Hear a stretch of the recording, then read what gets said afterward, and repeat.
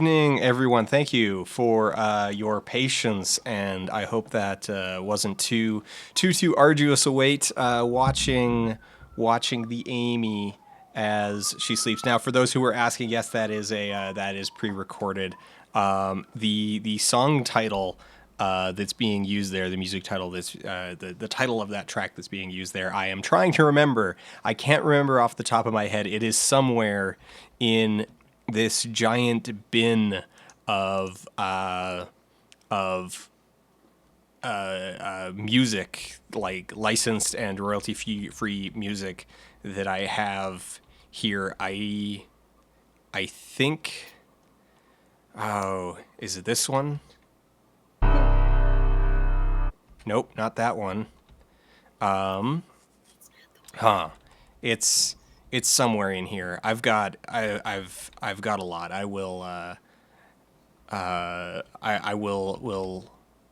look it up as we poke away at stuff here. And Crystal is here.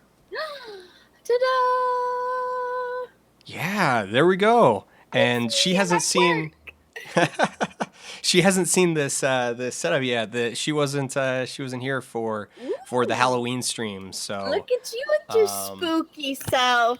yeah, so I'm keeping this for a little bit at least, just because I enjoy it. I put a lot of work into taping these to the wall with painter's tape, with black painter's tape, as you can no doubt see. It's beautiful. You did such a good job. Aw, You get an A thanks. plus on your decor. Okay. So this video, Amy sleeping, was originally I made it for the episode on the Kuleshov effect. So I'm certain that if I open this project, You're don't say certain live on a stream. I You am should know better. certain, I am certain That's basically like saying I'll be right back in a scary movie. Like that you're not gonna recover from that one. Not gonna recover. nah,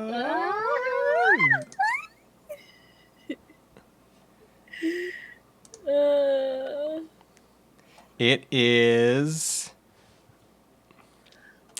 Oh, what is that? Okay, that's the track. How do you say that? oh, Okay, it is the track is called Trampled by an artist named PC3, I think. you Is think? well, it's PCIII, and there's like underscores separating it. Let me see if this is in fact the track. Yeah, that's it. PC the third. PC the third, something like that. Here, let me. I'm sure I can actually find this again. I know where I Maybe got it. that's it. Maybe that's it. Ooh, the Phantom Platoon is complimenting your new haircut buzz job. Oh yeah, I've just been going really short. A lot of people. Okay. I'm gonna say. So we're getting the message out there in general that like don't don't tell women on the internet what to do with their hair unless they ask you. I'm going to extend that to just don't tell others what to do with their hair unless they ask you. That I I would extend that even further. Don't tell others anything about About their their body. appearance. Yeah. Like unless About they unchangeable things or like stuff that they clearly made a choice to do. You don't know their life. So You there's don't there's a know. link to the track if you want to download it. I got it off of Free Music Archive. It's Creative Commons. Um, I'm gonna but steal it. yeah, It's no, gonna be my I free get music I for my get whole channel now. a weird number of comments from people. Like, so obviously, yes, I did look very disheveled during the when I shot the Suicide Squad video, and that was in part intentional, and also, I mean, there was a certain amount of laziness. I just hadn't done my hair in a while, but I rolled with it. It worked well for that one, given tone and everything. But I have since started cutting my hair, like, very short, like, really short, and I get a bunch of comments. I shouldn't say a lot, but they roll in fairly frequently, and you notice them, like they stand out in my mind. Where people are just like, you should just shave your head entirely, and it's like, one, nobody asked you, and two, no, no, I'm not going to shave my head entirely. So and the thing is I have actually, like, I have bicked my head before. I have shaved my head, like, right down to skin before, and it is very uncomfortable. Like, actually, like, I would rather just kind of slowly go bald than intentionally make myself bald, because it's really uncomfortable, both the, like, regrowth, and just you learn that. So this is really short. This is like 3 millimeters, but the difference between this and bald is a whole world of difference in terms of, like temperature management. That was the thing that surprised me the most, is that when I shaved my head clean, my head was always either too hot or too cold. Dan, this entire rant just full of all of your male privilege. And I think every lady in the stream will just be sitting here along with me going, yeah, right, we know all of this because of our hoo-has. At least all of our female-bodied ladies. Because any problem you think you have with your head, we also have to deal with that, shaving up all the things that society tells us to shave. So I'm glad Point someone knows. point point taken. Point taken. Um,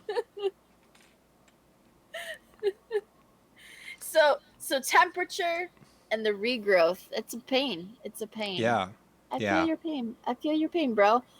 Brothers in baldness. Fist bump. Fist bump. I don't know how we segue from that into Well, I'm literally anything else. I'm gonna segue right out of that. I'm gonna segue right out of that and straight into guys, Q&A stream, Filmmaking Studios and Exhibitors. Welcome. We got some good questions from the tweeter the twatterers. See, there's our transition phrase. So we got some good questions I'm all over right. there. I'm And Oh, what? someone Yeah. got caught in the moderator queue. Jamie J. Crystal. Non-vagina bodies who shave also deal with that. Oh, see, now Like, I'm bringing I'm it. being called. I'm great. Thank you. Thank you for Swimmers, the because extra I info. this is thank you, Jamie J. Because I'm sitting here thinking, like, hey, like, rock stars, models, swimmers, like, tons of Of other of the people, of and the people out there bodily also shaving shave people. bodily hair. Yeah. I feel like it has I could understand it from other people that shave other very sensitive areas, but now I haven't shaved like an entire arm or anything, and I'm blessed with very light fluffy body hair. So I'm not sure if like all the itching and things, but probably all the temperature control and stuff. So Yeah. yeah, all right. All right, now Okay. I have for various reasons, including theater, in the past, had to shave my legs, like, entirely, or basically up to, underwear line. And I gotta say that, it's actually work. Like, my leg hair is far thicker than, like, any of the women I know. And yeah, that is truly awful. Shaving your legs all the way up is awful, just I in so many ways. thank you for being a man who understands the pain of leg shaving, because now I know like swimmers do that, and I have heard similar from like other theatrical endeavors that this has happened from time to time. But most dudes, they never understand the leg shaving thing. Yeah, yeah, I've been there. Also, It's a pain. and since I had to do it for run of show, like what was run of show like a month. Um, I wound up actually trying a bunch of different things. And I'm just gonna say straight out that near the like creams, they're of the devil. They are. Do not do not go there. Do not go there. You're gonna think at first, like as a dude who's gonna be like, well, hey, I don't just want a razor everywhere. Like I've done razor on my face. I know I that. Let's try. My sister's got this cream or my girlfriend's got this cream. I'll just use it. No, no, don't go there. The I reason she just still got has it is because she bought a bottle, tried and it it's once, never used and it then just never because it because was it is of the devil. terrible. So yeah. Well, Dan, I think your next endeavor into understanding the woes of body hair removal is to go get something waxed and something threaded. Just have a good day at the Oh man, I strip am mall not spa doing threading. joints. I am not doing that. Uh, no, that one's yeah. We're gonna I do so have to so to continue the transition, first of all, Harris is here, and I'm pretty sure he came in right at the weirdest point in that conversation, because the first thing that he said that I could see was, "Oh wow." So,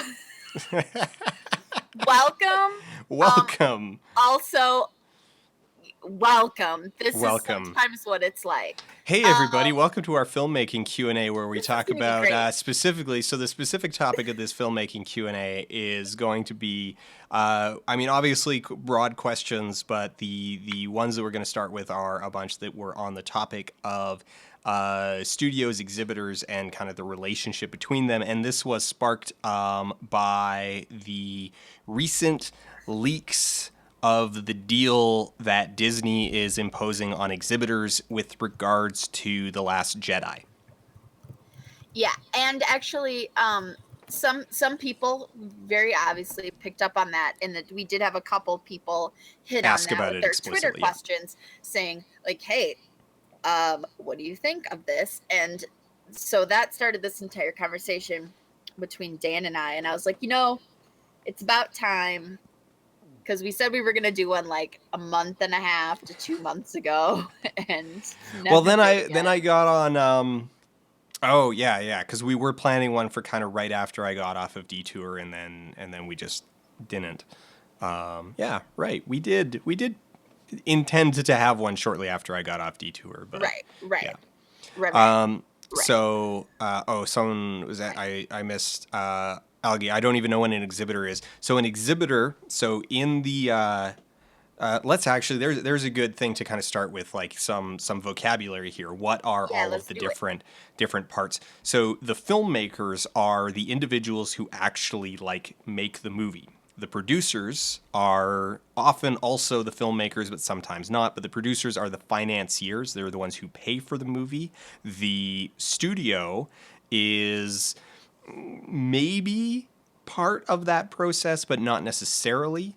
But a studio is basically in concept a giant corporate filmmaking construct.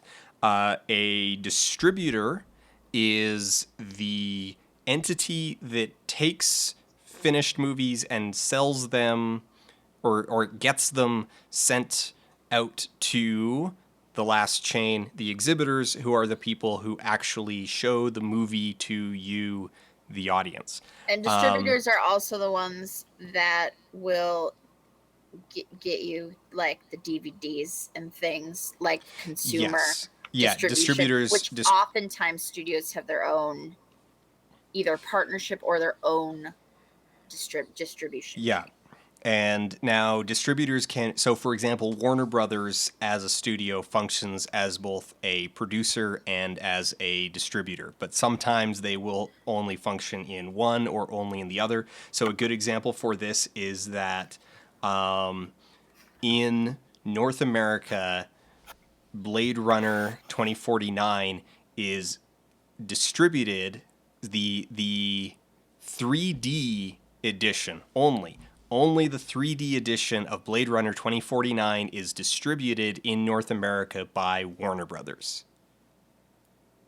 They are, but then they aren't the distributor for the IMAX version, and they're not the distributor in Europe and Japan. So yeah, so there can be some very complex relationships, and every now and then you'll be like you'll be sitting in a movie and it'll be like Sony and Warner Brothers, and you're like, aren't these guys basically like competitors? And it's probably because they're, it might be a co-production, they might be functioning in different roles for that specific film, but whatever. So those are the different parts that we're going to be talking about. Another good example of like knowing that like the studio is different from the actual distribution arm of a studio is like if you watched any of the indie films, quote indie films from, oh no, I lost my sound. There we go. Okay. I don't mean literally, I just dropped my headphone like dork. I physically lost it. So like indie films, a lot of times, like if they win at like smaller festivals and things, maybe they were like actually independently produced. Sometimes a studio's distribution arm will have like an indie house where like So a it's a great example of title. that is Fox Searchlight. Fox Yes. Searchlight exists purely as a distributor for independent films that they buy distribution rights to through, you know, usually they find things through festivals and various other means. And if you know anything about publishing, this works similar to the publishing industry as far as like a company in the States might have the publishing rights for the English language rights, but then you'll work something into your publishing deal where you retain the rights to sell that book for French publishing rights to another publishing house, Yeah. or the audio book, etc. So Algie's follow up is the big five can be studio, distributor, and producer at the same time. Yes. Well, so actually, let's change it. So the studio can be filmmaker, distributor, and producer all at the same time. They can't be an exhibitor. Why is that, But Dan? they are no longer legally allowed to be exhibitors. So if we roll back Film 70 history years, nerd so out time. if we roll back 70 years, yeah, let's just roll back 70 years to be That's safe, good. because 70's that was the peak of it. Is that the studios, like, so you used to have vertical monopolies in the film business where all of the entire chain was basically the same company. So Warner's owned the filmmakers, like sometimes actually literally, if we go back far enough to like the 20s, the phrase best boy comes from the fact that they would basically just buy orphans and raise them on the studio lot.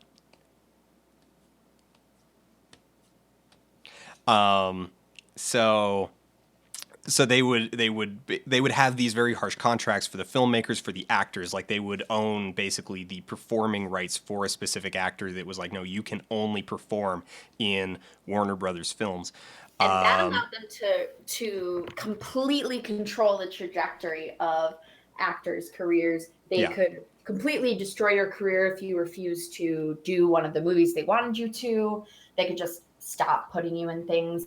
They could keep you from leaving and re-signing with a different studio. Yeah. So they would own that part of it, the entire production chain of making the film, and then they also owned, like, distributors didn't actually exist yet because they owned the exhibitors. So they owned the movie theaters themselves, and would thus Warner Brothers movies went to. Oh, I'm trying. Oh, I don't I can't remember pull who it was off. who. They disguised the monopoly by pretending to basically be separate. So it would be I know it isn't AMC, but AMC was around at the time and used to be owned by. I think AMC used to be owned by MGM. I would need to fact check that. There's My also my Lowe's, I think, has been specific around. yeah, my specific memory for this is a little bit hazy, in no small part because I'm not super familiar with American chains because I didn't Oh. grow up with them. So like, but yeah, basically that they would own an exhibitor, and it would appear to be impartial, but it's like if AMC is owned by Warner Brothers was First National. There we go. Okay, now we can be accurate about it. So First National Theaters chain is owned by Warner Brothers. So obviously Warner Brothers films would get higher booking priority in them. And now the other reason why they had these technically separate entities is because it allowed them the myth of impartiality, like so that they could actually get away with like booking other people's movies. They still wanted to make money and they still wanted to draw in an audience, and so they still needed to get other people's stuff, but they could push their stuff first. Right. And yeah, and so these vertical monopolies were broken up, and it took. The thing is that it took a good like 20 years to really dismantle the system, and then it didn't finally like fall apart until the 70s. Yeah. And so yeah, if you didn't know about any of that, it's actually an extremely interesting part of film history in general. I'm sure there's a minimum of a bajillion books on that particular era of film history. Um, like an a-hole, I did not prepare me myself with a with a reading list for you guys. But I don't know, Dan, do you have any like film texts Oh, from classes or anything, like um, anything that does it fairly well, or at least like sections of it? the thing is I Because I learned know about this some from like textbooks are really like expensive super dry. textbooks.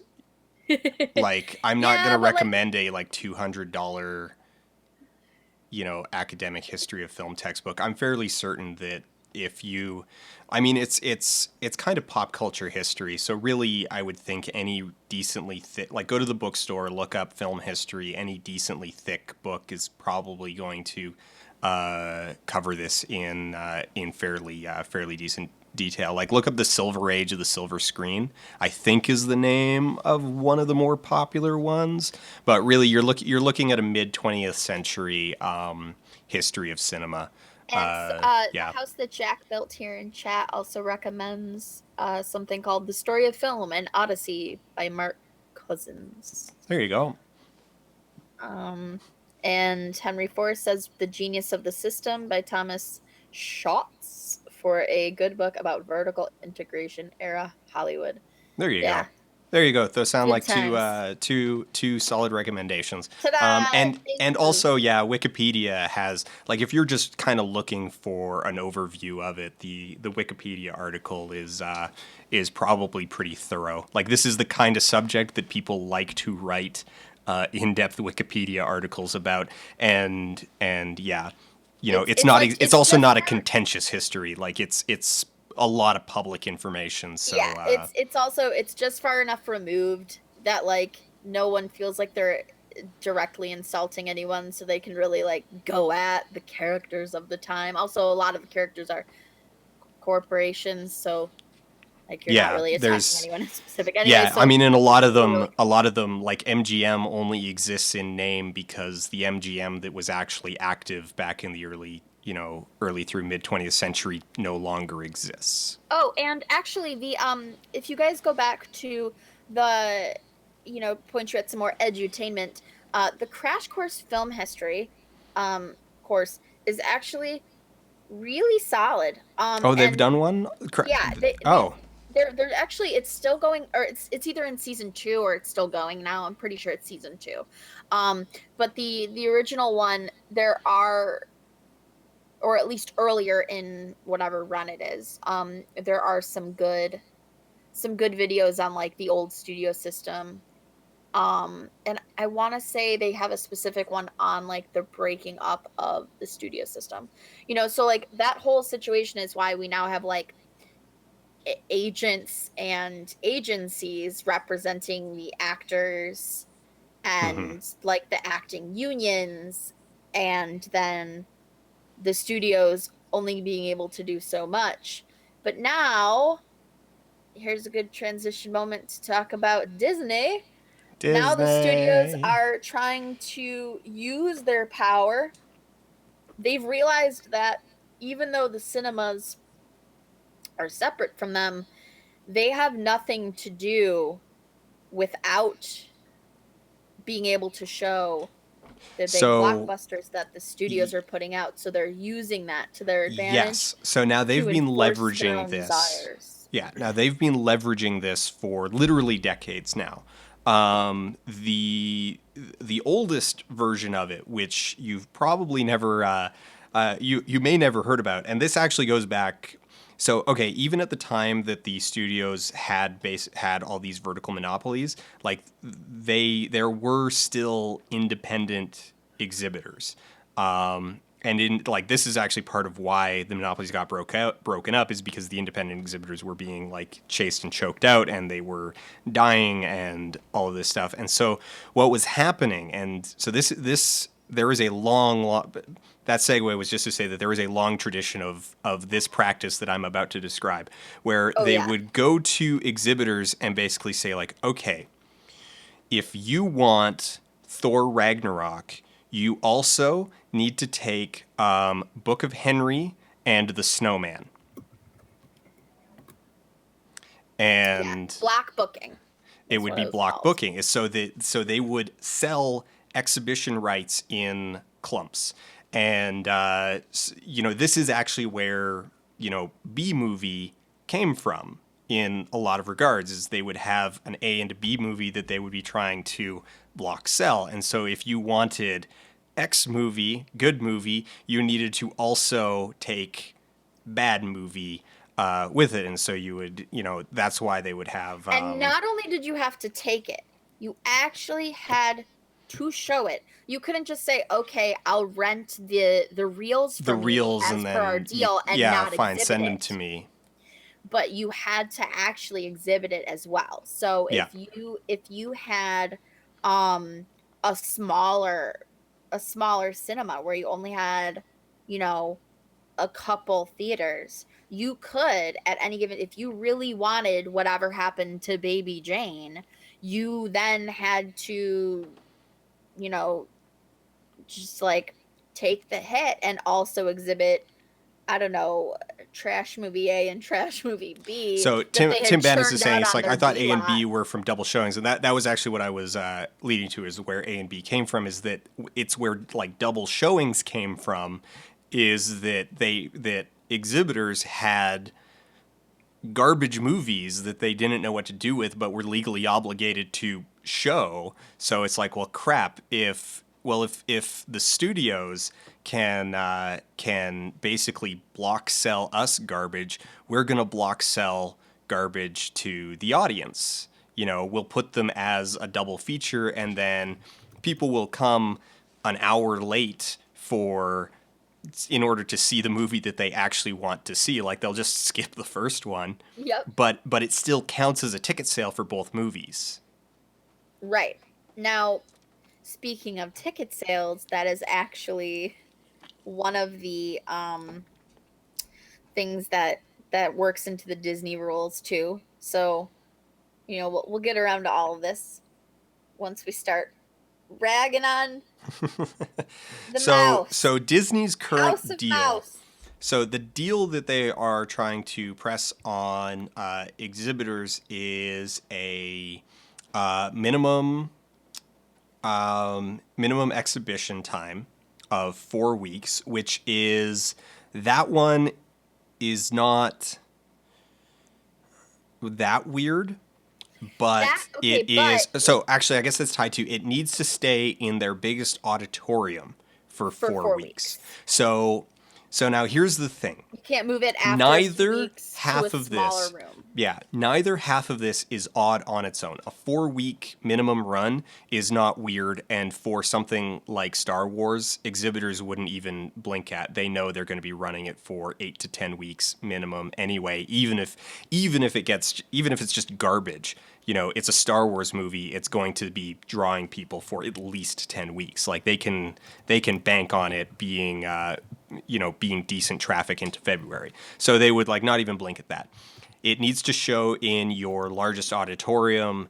Also, wouldn't be no one would blink at that because it's like, well, yeah, we're going to put it in our biggest. It's the biggest movie of the year. You know, fine, sure, whatever. But having those together, where it's like it needs to be in your biggest auditorium for at least 4 weeks, that is unusual. And so, Also, what's like going on that's there? gonna hurt the most are the smaller exhibitors. It's going to hurt the smaller exhibitors, and it's going to hurt like who that's aimed at is actually anyone else coming out with a similar sized movie afterwards. So it's monopolizing that giant theater. You know, it's the whole goal of that is to prevent another movie from competing with them 2 weeks Which out, three they're weeks out. doing by manipulating and using the exhibitors and enforcing this upon them to make them be the ones, like they look like, quote, the bad guy. um Really what'll end up happening is every other studio is going to hear about this, and so no one's going to release their shit until 4 weeks after, unless they've already announced an exact date, and they're screwed. Yeah, And that's part of why I'm positive they wanted to keep a lot of this top secret. They knew that they when knew. you're trying to hide things, you know it's going to be bad press. Yeah, it's going Whether to it's turn into one because of you're those going to, things. So like, yeah, a great analogy or a great analogous thing to look at is video game releases in 2011, where it's like, okay, what weekend does Call of Duty come out? Don't bother releasing your game that weekend or within 2 weeks afterwards. And so you wound up with this just garbage period at the in November, where it's like basically for the month of November, one game came out because it was like, why bother trying to compete and with if Call anything of else Duty? came out, it came out right before Black Friday, and it was only to get those early Christmas sales. Yeah, and so it's a similar kind of reaction. So it's like in the same way that game publishers knew that Call of Duty was going to eat up all of the traffic. People are going to respond to this by being like, it's like, okay, we already kind of know that competing against Star Wars is going to be, difficult, but now we know just how stacked it is. And it's like, okay, well, why even try then? Why bother? Yeah. Not just because it's like, okay, so Especially when that even first four opening weeks weekend out. box office is so important to studios' numbers, Yeah. and making sure that future films get produced and funded and all of these things. Um, They're why would trying to you cut release people's something when, opening weekend because it's like, yeah, okay, our opening weekend, we can't even get into the biggest auditorium 4 weeks after 4 weeks after The Last Jedi comes out. and so, like, even if you believe in your movie, being able to sell a lot of tickets, if you can only sell X seats at a time because you're not able to have those larger theaters, then you can still only sell X amount of tickets per, running time of movie. And Yeah, that I mean, adds up over so many showings that first weekend. and upcoming in that regard, let's look at Justice League. Justice League since August has had an hour cut out of its runtime, and so if you cut an hour out of a movie's runtime, you can fit in two more exhibitions per day, per like two more exhibitions per screen per day, which means that okay, they're going to push that out at maximum capacity, so you're looking at 4,000 screens. Um, oh, TJ says Call of Duty is racist propaganda. Yeah, we're gonna let that one go through. Oh yeah, Um, I also got that. uh, Why did that if you're gonna be get, looking at I'm sorry, just 1 4,043, second. Why did that get flagged as needing to be like using oh, the word probably racist? propaganda. I think the word propaganda is Okay, on the I was list gonna just say. because I got so many people calling me propaganda that I was just like, Okay. no, Oh, let's so just. it's also partly your own algorithms Yeah, and that's on things. the channel. That I Okay, think great. propaganda is on the channel I'll take it. list. Okay, let's sorry, go back to the main. That just was like, excuse me, YouTube algorithms once again. Yeah. It might. Yeah.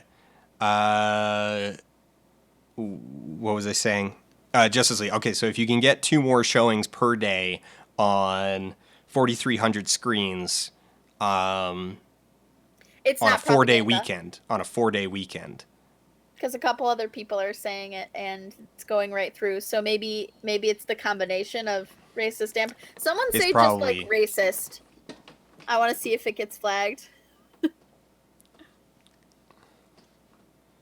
Nope, It because was someone probably the just said comp. something about being It was racist. probably the combination. Then It's the will. combination. Okay, I'm sorry. I'm done interrupting. This is interesting to me because I want to know when YouTube is being a big butthole. Okay, all right, guys, stop saying racist. All right, you can stop. You can stop saying racist propaganda. We You figured can. it out. We know what it is. Uh, Weird how it's okay. it's only doing Um, it for some. for some, it's kind of intermittent. All right, Okay, yeah. We'll come back we'll to talking about experiment this with one, that I guess. later. We'll experiment with that later. But for now, what was I saying? Basically, so two extra screenings per day, 4,300 screens, 4 day weekend. Basically, they've cut an hour out of Justice League in order to stack the opening weekend as big as they can, because they're going to they're going to get booked into the biggest auditoriums. I mean, that's just going to happen because it is a big movie. And so it's basically trying to maximize how many tickets they can sell before word of mouth really sets in and people have time to sit there and go, maybe I don't want to see. Maybe I don't want to see it after all. And so, yes, Blade Runner 2049 ticket sales were hurt by its length because theaters could only show it 4 times per screen per day. Cause long. Now, what used to happen, if we roll back 10 years, 2007, when after, like in, we had this little phase a decade ago where the average length of a movie actually crept up to 3 hours. The average length of a blockbuster crept up to 3 hours with the Batman films, with Lord of the Rings, with a bunch of other things. And so what was happening is how they were actually competing in that regard, and what they were trying to do is they were basically pressuring exhibitors to just show fewer movies. That it was like, oh, but it's The Dark Knight.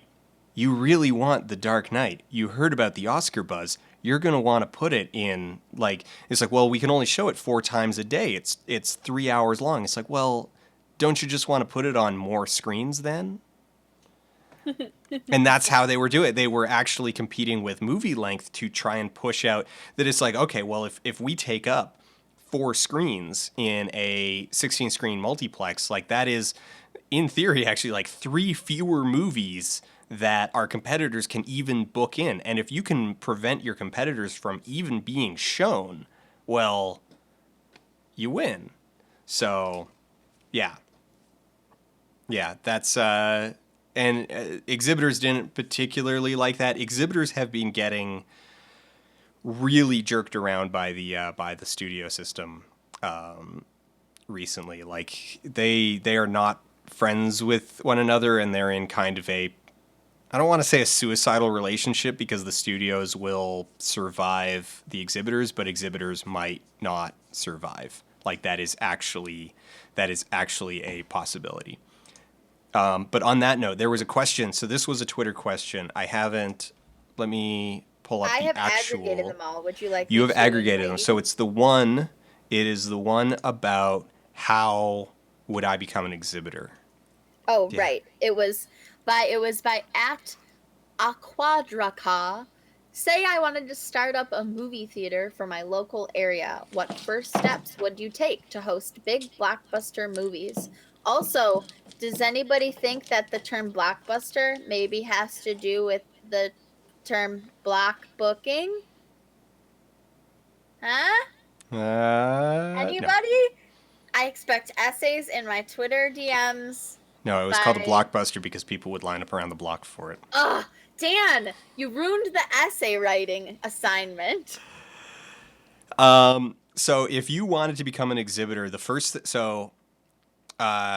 way to go about it these days is the person that you or the type of person that you want to get in touch with is an agency called a film booker, also called a film buyer, but that's a little bit confusing because the people, like earlier we talked about studios buying indie films for distribution, those people are also called film buyers. So basically you want to get it, you would have a venue, obviously. That's, I guess, really the first step is going to be build a theater.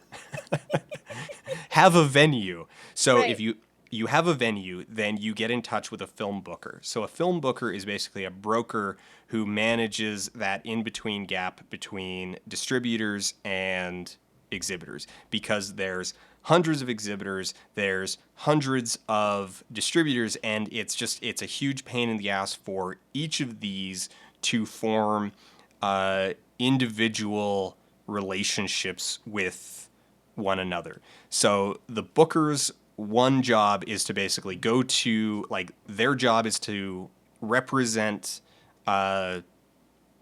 either large chains or a whole bunch of smaller chains and a whole bunch of independent theaters, and then basically go to the distributors and be like, "What do you have? What can you sell us?"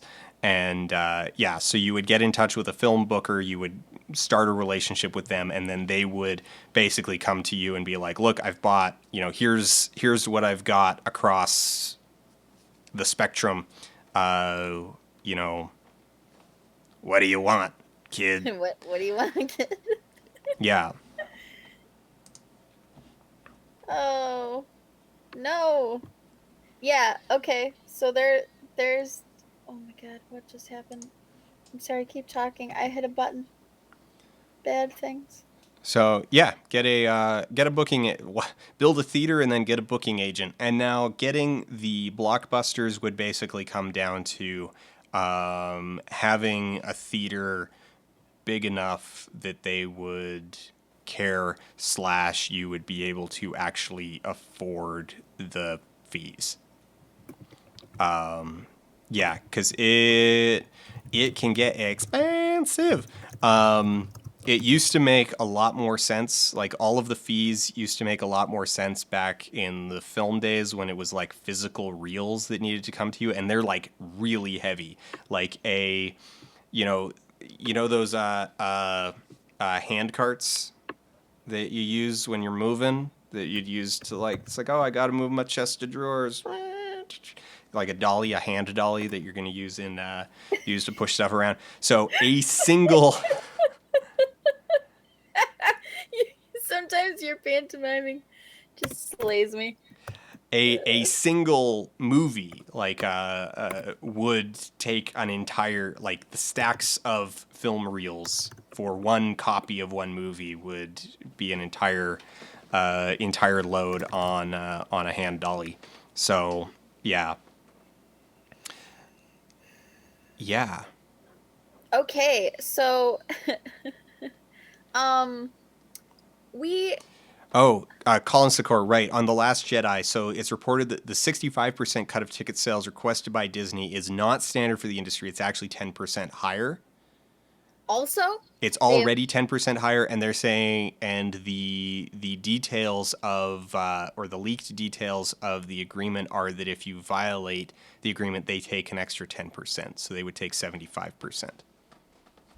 oh, I heard it was only 5, but that's even more than the initial gossip was implying. Um yeah, so basically you break any of their rules and they're going to take even more money. Also, so this one comes from I believe this comes from either Rogue One or Force Awakens. It comes from one of the last two Star Wars movies.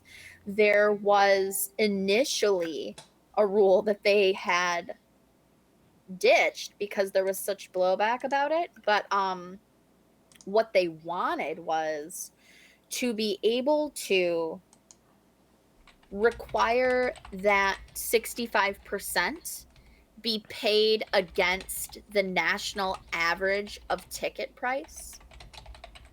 So, even if you wanted to like discount the tickets so you could keep filling the most biggest theater that you had because you were forced to use it, or if you decided to take the extra 10% hit and move it to a smaller theater or something like that, um that they would then require that percentage to come out of like the national average ticket price. So like you still had to pay against like say a $15 movie ticket even if you were only charging, 7 at Yeah. your, so you could feasibly be giving them 100% of the ticket sales um because of that rule, and that quickly got nixed.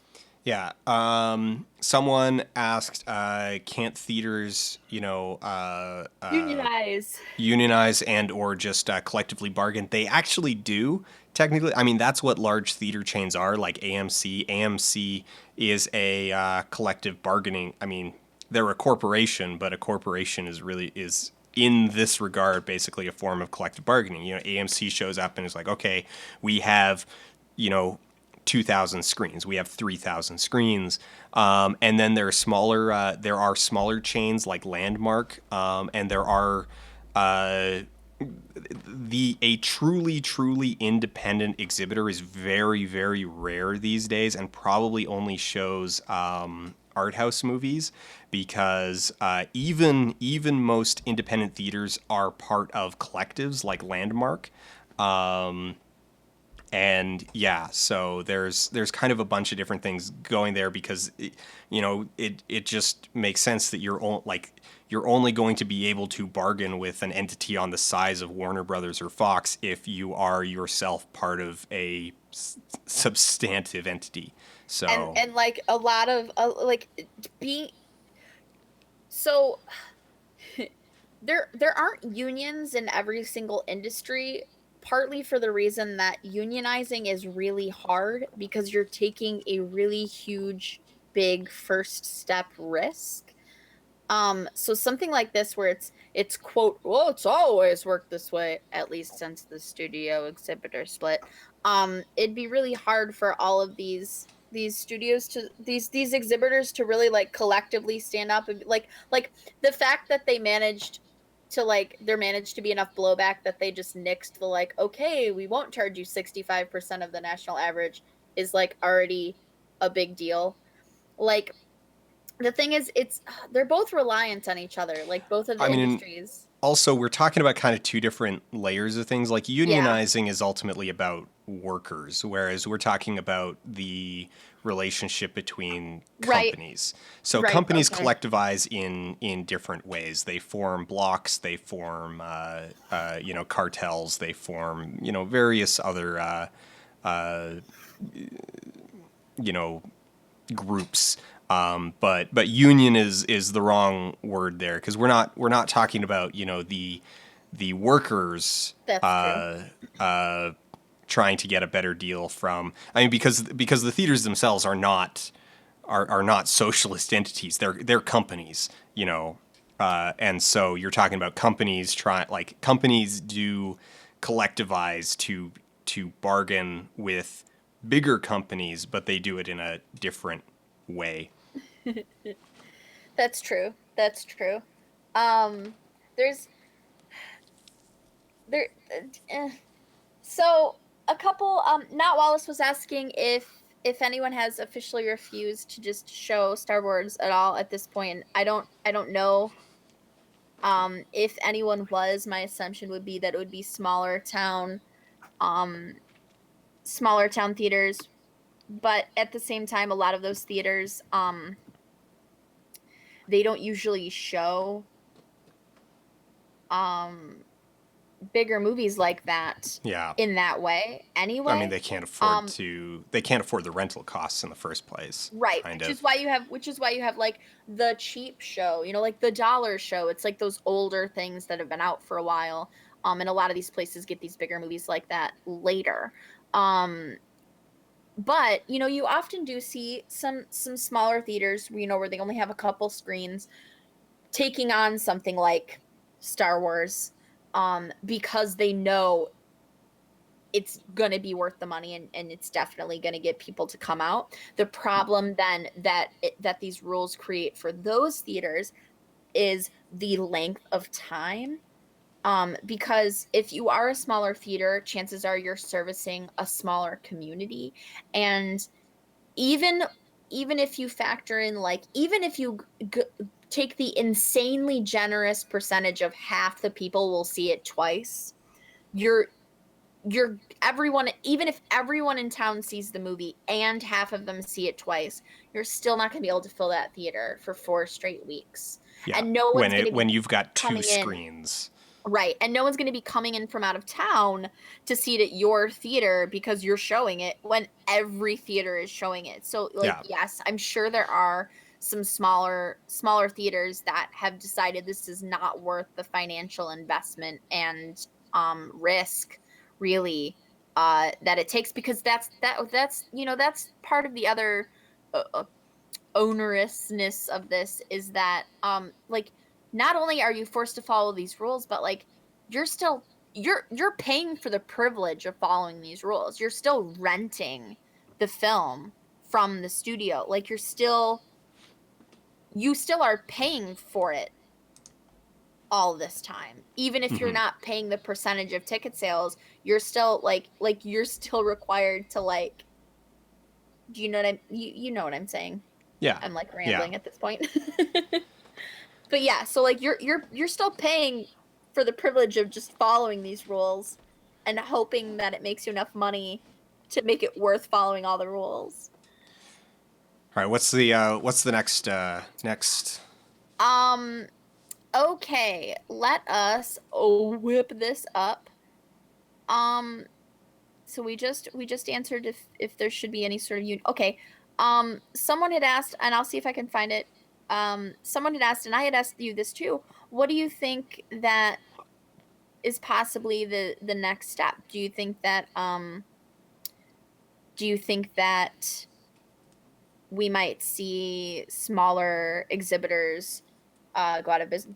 Do we think that exhibitors, the exhibition method or industry, will change in some way, and if so, how? Exhibition has been in trouble for a while now, and they've been struggling really hard. Uh, I wouldn't feel too bad because a lot of it comes down to them making boneheaded decisions on their own. Like, this is kind of the weird part about it, is that on one hand the studios are like real dicks to the exhibitors and are kind of brutal on them. On the other hand, the exhibitors themselves, like AMC, Cineplex, Odeon, like these are huge companies. These are huge companies in and of their own right, and they also make terrible decisions and focus on like the wrong things. And so like 3D is kind of this symbiotic awful decision made by both the exhibitors and the the studios, but largely enabled by the cinemas, because the cinemas are looking for they're looking for that thing that will bring in the audience that they can't get at home. Ultimately, what exhibitors are competing with hardest is Netflix and your living room. The ability to pause your movie, the ability to, walk away, the ability to sit on your own couch in your underwear with a blanket and your cat and, The ability to a bowl actually of popcorn talk. that only cost you like $1 instead of 17. Oh yeah, so that was something that we had talked about also before, to like tiny side tangent of like, hey, all of this leads to why snacks at the theater are so ridiculously expensive, is because that's where they make all of their money. All of That's their why like money. super cheap All of their money. popcorn kernels, corn, are all hail the popped corn. Yeah. That's why those tiny things that cost fractions of pennies end up costing you like $15 for a small and why soda, which costs cents to fill those giant gallon-sized cups, cost you like $9. Those huge markups are the only way that movie theaters are making a genuine profit, Yeah. because they're paying out to for the privilege of following people's rules, and then they're also paying most of ticket sales. I mean, 65% is large, but I mean, every other movie they're paying these like It's still pretty like pretty large 55. percentages. Yeah, 55 is pretty still big the percentages. one of the so the big difference between home taping, killing music, like between sort of fears like that and now, is that the VCR. So the VCR did have an impact on cinemas. Like it didn't have a non-impact, but the the proliferation in the early 2000s of large screen televisions and HD means that the home experience may not be the same as going to the theater, but It's it's better in pretty some good. ways. It's pretty good. It's better in some ways. It Watching has its cons, but it has its cons. It has its differences. Like there are trade-offs in both, but it used to be that like watching a movie at home on your 15-inch CRT with your mono sound system was like, hey, we can watch it at home and we can watch a bunch of stuff that maybe we wouldn't have gone to see at the theater, because it's a lot cheaper to rent one movie for the entire family than it is to take the entire family to a cinema. right. We get these That extra opposite math. conveniences, but the viewing experience in and of itself was still noticeably worse than going to the theater. Now that you can get like even just a 32-inch flat screen HD TV is still a pretty good, like if you're not in a huge room, like that's a pretty big picture. And that, it's not even in the scope of things that much money, considering how long it will last to get something like a 40, 50-inch for your living room, and it's going to sit there for a decade or longer. The viewing experience at home has reached a point where the experience in and of itself is good enough that the added conveniences of being at home, being able to talk, having your own snacks, being able to pause, all of that stuff has now, for so many people, completely outweighs, going to the theater. So it's not this night and day difference between your tiny little CRT and the big screen. It's this, there's a difference. There is a difference, but is it that huge of a difference between my 60-inch and going to the theater? It's is There's it also worth getting dressed? right. There's also a combination of a few other things that factor in there, in the sense of like, um while not every single person may be able to afford it, there are affordable home theater options. Like you can get pretty solid surround sound in your living room now. You know, you can get a lot of these things like that make it more worth going to the show. You can get like not that different to the average consumer versions for you at home. And you know, yeah, you're gonna have some buffs out there who are like, oh no, like the only one worth it is this one that costs like so many dollars. It's like, okay, well, just divide that up. How many times could you go see a movie? And if you're gonna use it longer than that at home, then you know, maybe it's worth it for you. Yeah. um i also think that like um per- particularly because the going to the show has driven itself to being such an expensive outing, even just for a single person, let alone for a date night Oh yeah. or an entire family just going to the show. um because it has gotten so expensive, people have reached this threshold of like, you know, we're already talking about the pros and cons of like just staying home versus going out, but there's also the pros and cons of, okay, maybe I'm only going to be able to afford to see 2 3 movies. And this is something else we've talked about recently as well when we were talking about the superhero franchises. Maybe I'm only going to see 2 3 maybe 5 movies in a movie theater per Per year. year. I need to decide kind of sort of ahead of time what those are going to be, and maybe like keep one of those in reserve for like a surprise big hit or something that I decide I want to see, you know, in the moment. And which of those I'm willing to just watch at home. Actually, And there's go ahead. something I need to point out because somebody it's kind of going by in chat here Oh, okay, is go ahead. that here's a difference between home and the theater. Even when I go see garbage movies on Monday morning and the auditorium is empty, people still give me crap on Twitter about tweeting in the theater. Like it is empty. There is no one else there. I am the sole person in the room, and I still get people being like, "You're tweeting at the cinema?" And it's Oh like, my yes, goodness. yes, I am. It's like, It's yes, Book of Henry. that's why I came to see this garbage movie at Monday It's the at the 11 snowman. o'clock matinee. You know, yeah. There is no one else here. Like so it's like, however, if I do it at home, no one's like, you're tweeting during the movie. Yeah. So, I mean, here's the thing. You Okay, upset so the projector guy. The projector guy, you know what the projector guy does? The projector guy walks takes a over, nap. pushes a button, and then leaves. So like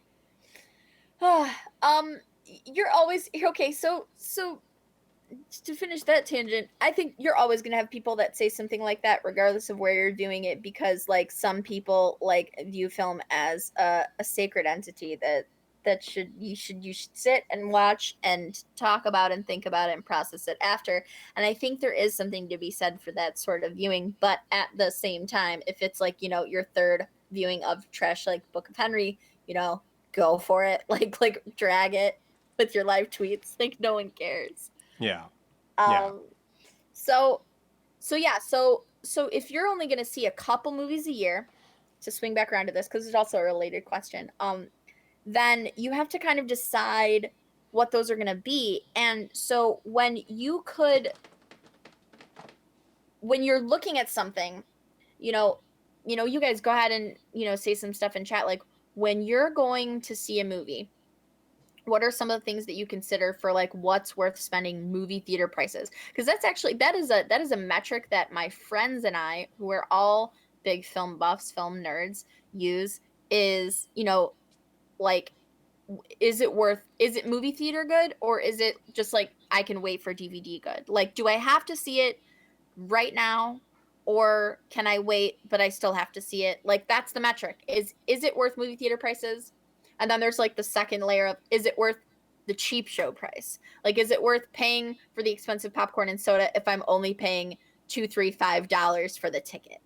Um and yeah, So when you're considering all these things, is like, you know, most of the time people are going to decide it's not worth it to go see that one particular movie in the theater unless it is okay. So here we go with our we can wrap this into both our discussion we had previously about franchises, but then this other question is at Max Incompetence asked you on Twitter, do you think that studio over reliance on franchises and shared universes is hurting the industry as a whole in a substantial way?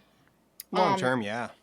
I think so, yes, but I also think that this ties into, you know, what we were just saying in the sense of like, so if I'm only going to see 2, 3, 4, 5 films per year, I'm talking like full on calendar year in a theater, and you release 5 franchise films that include large action sequences that will be more fun to see on a giant screen with a large group of excitable other nerds in the room with me to form an environment that it's fun to see it in. um you're essentially forcing me to choose your 5 movies Yeah. as the movies I go see in the cinema. So Disney's goal right now, their goal with, and they've been ramping this up over the course of a decade. Their goal Yeah, don't is forget to Disney has Marvel and right, Disney's Marvel now. yeah, they got So, Marvel, yeah, they have Marvel and Star Wars. Marvel and Star Don't Wars. forget this is all the same people. Their goal is to um, be the only 5 movies. The only, like, if you're only going to see 3 to 5 movies, they want to be 100% of those. So they are ramping up. So they have already ramped up Marvel to the point where they're putting out 3 movies a year in Marvel, and they're probably only going to keep it to 2 Star Wars movies once they've finished firing up that engine. So it'll be 3 Marvel movies a year and 2 Star Wars movies, and that will be the There's your 5 5. movies that you go There's to your in an 5. entire calendar year. And you know, you guys may have here being Foldy fans, you probably skew to the upper end of the spectrum of what you see in a theater per year. And I do mean the upper end of the spectrum. Like Dan is a freakish frickin' outlier. Don't listen to how many movies Dan sees in a theater and think that if you're a film nerd, you need to be forcing yourself. What did you see one year? Like 35? Oh, um, 40 something? 40 something, yeah. Oh no, but it was larger, but then the in theater ones were like something like Oh, it was like 20 or 30. no, it was like 40 something in theater, and then Oh yeah, it okay. was like 135 So total. yeah, you can be a big film nerd and not compare yourself to Dan's giant e-peen catalog of how many he sees. So I'm gonna qualify that there. But yeah, so most people, yeah, even some people in chat. So like I've seen 2 movies in the theater all this year. Um I've only paid to see 0 films. Yeah, so, and some people this becomes their like kind of escapist or like their unwind thing, you know, whereas some people do like, oh, I'm gonna do drinks after work today to deal with my crappy work life. Some people will go see a movie once a week or something like that. So yeah, some people see more than others, but here in this community, because we're all film dweebs. Amy. Oh, I must be even a little bit further behind than chat because a few people said Amy before I saw the Amy. She's I don't think she wants to hang out with me right now. No, She's she the wants cutest to. baby. All right. Let's Oh, sad hooting. Oh no, why is she doing that? Cuz she wants to run. Aw. She doesn't want you to hold her. No. Aw. Look at that baby. She's so pretty with her little cross eyes. She doesn't have cross eyes. Sometimes she does. It just no, she does it. It just looks that way sometimes on Yeah, no, camera. it's just a visual. She doesn't Yeah. actually have some sort of what is it? Stigmatism? Is that the No, eyeball astigmatism thing? is a kind of trapezoidal slant I to your I or should not know. trapezoidal I should know more about rumble. this. I should know more about this because random side tangent. I totally 100% need glasses and I just have not yet. I Strabismus just is the right is the term for it. is the term for being cross-eyed. Yeah. Cool. Um okay, so Algie80 on Twitterers asked you, would studios be more profitable if they did a lot of low budget movies instead of, the five big budget ones like we were just talking about? So they would be more sustainable, they would be more stable, they would maybe make as much money. The problem is, sorry, I got a Amy hair in my mouth. Oh, hair and mouth torture, Yeah, the yeah. worst slow torture of our day. The issue is that you're dealing with stockholders and you're dealing with like the board of directors and you're dealing with all of those problems where what they want to see is like they don't want to see gradual growth. They don't want to see like, hey, we put out, you know, 80 films this year and 60 of them performed above average expectation, and so we spent uh, uh, 800 million on those films, and we put out 80 $10 million films and we made $1 billion. What they want to do is they want to dump all their eggs in one basket so that they can say, oh, we put out one film and we made $1 billion off of it. So that's kind of what their business model has come to revolve around. Is it a healthy business model? No, it's not.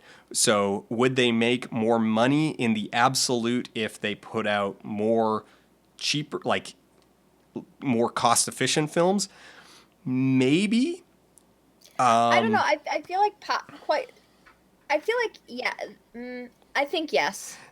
My opinion, Because the thing because is that tentpole films do draw in like tremendous amounts of money, and they bring in audiences that otherwise wouldn't normally go to the movies, and so that's true. they do actually end up selling or like making more money by doing it that way, but they make it all in one big package. And the big problem is that it makes them very, very vulnerable. And that if they can only then absorb so many losses. And the thing is that this has already happened before. This is what you got. This is how you got the big crash in the late 60s that wound up actually having some really good benefits to the American system. Like the American New Wave in the 70s was largely a byproduct of the fact that the studio system, which had become unsustainable by over investing in giant tentpole films, collapsed. And yeah, so we're basically repeating the mistakes of the past by putting all, if you put all your eggs in one basket, then you get to say it's like, oh, we broke records, we made this giant pile of cash off of like two movies, and yeah, that's kind of like that's the route that they're going, but it is not necessarily sustainable. So the asylum, like how the asylum manages to stay in business, is that they go the complete opposite route. They spend basically nothing on any individual movie. Like their average budget is like $500,000. I think their most expensive film to date is something like I think Sharknado 3 cost like $3 million to make or something like that. And that is the most expensive film that the Asylum has ever made.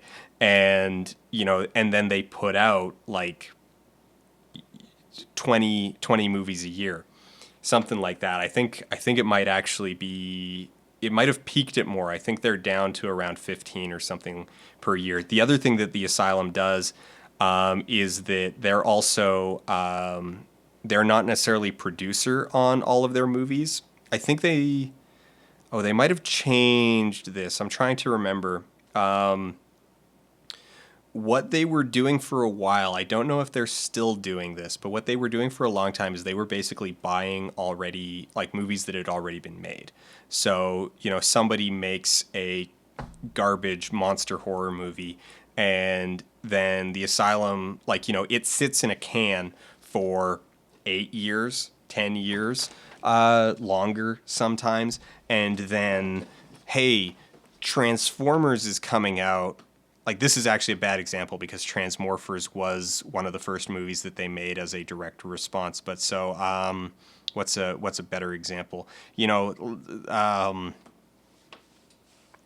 There's a Snakes on a Plane is coming out, and Snakes on a Plane has a decent amount of buzz around it. So Asylum goes out and they find this garbage horror film that's been sitting in a can for 7 years that has snakes in it and a train, and they buy it, rename it Snakes on a Train, and sell it in order to confuse audiences.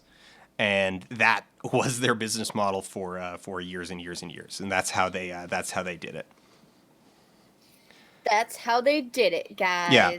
So they're then spending a minimum because they're not necessarily like, if you've got someone, you've got a filmmaker, you've got a producer who finished a movie and they haven't been able to sell it for 5 years, you can basically get it on fire sale, because at that point they're like, screw it, I don't need to like directly recoup my losses. I just need to sell this thing. I just need to make any money back. And so you can then buy the movie for cheap up front and just give them actually a really healthy cut of royalties on it, so that you as the Asylum, you as the distributor, are like, okay, well, we're only gonna give you $80,000, $100,000 for the rights to this movie, but we'll give you a really healthy like 10% cut on the profits.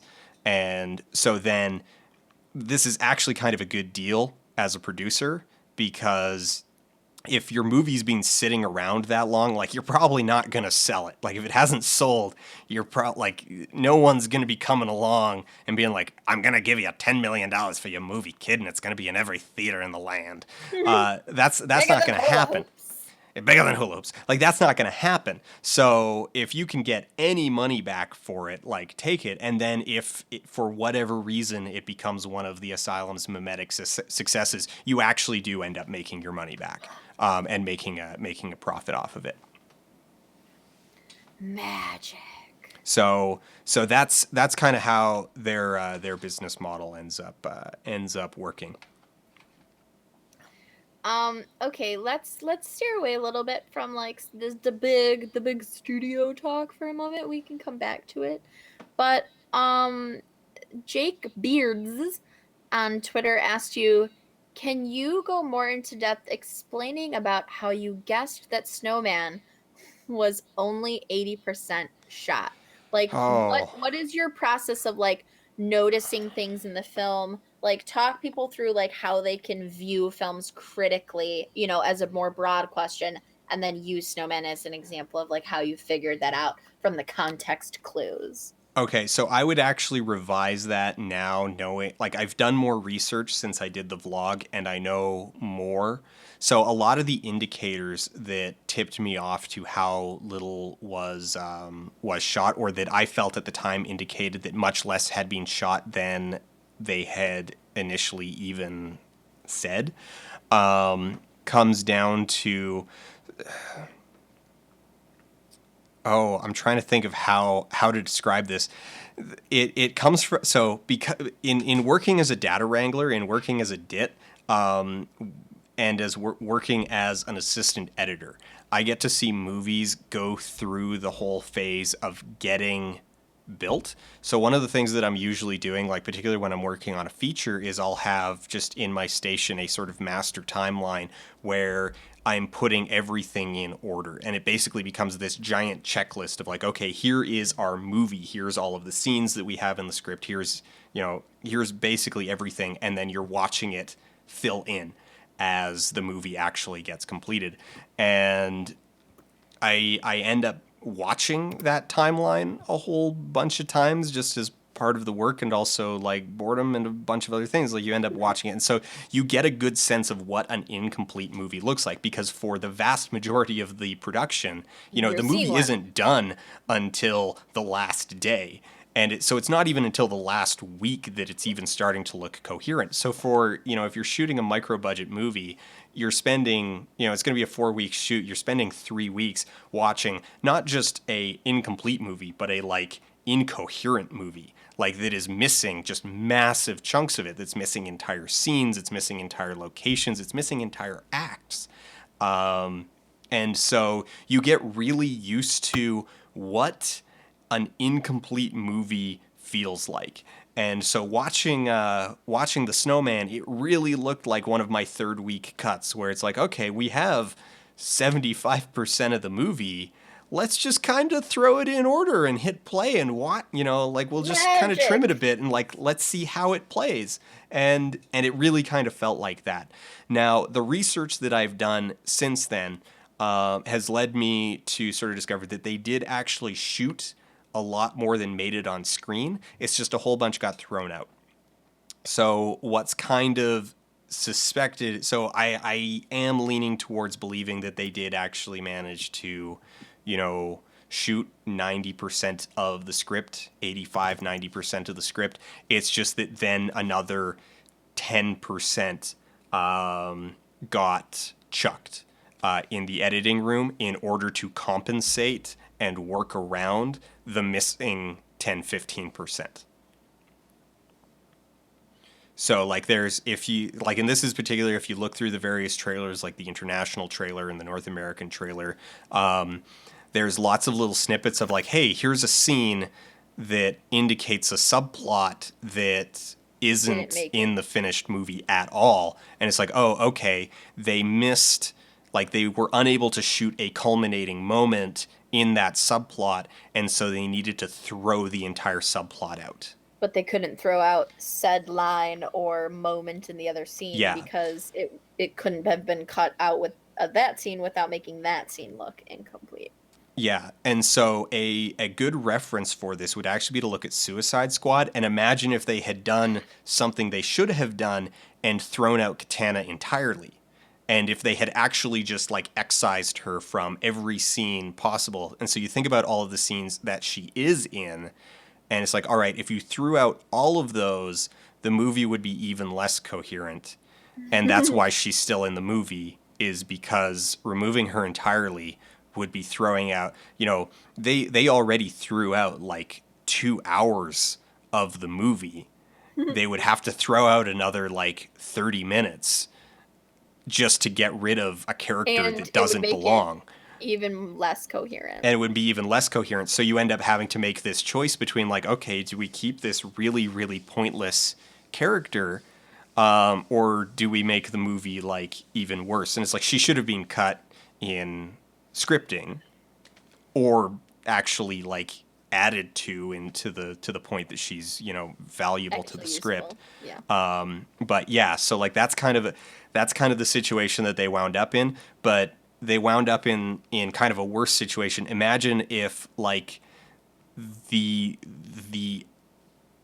if some critical moment, imagine there was a critical moment in Katana's storyline. Let's just hypothesize that there was. Imagine there was a critical moment that the plot kind of like hinged on, like there was a big twist that involved it, and they didn't shoot the twist.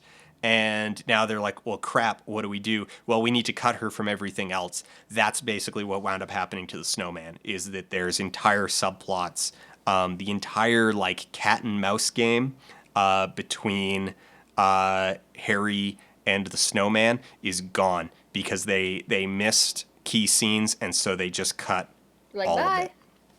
So I think that's what happened. Curious, Tim Bannis is curious, what do editors reference their edit against? Is it a script, storyboards? Does the director help, or is the director telling them what to edit?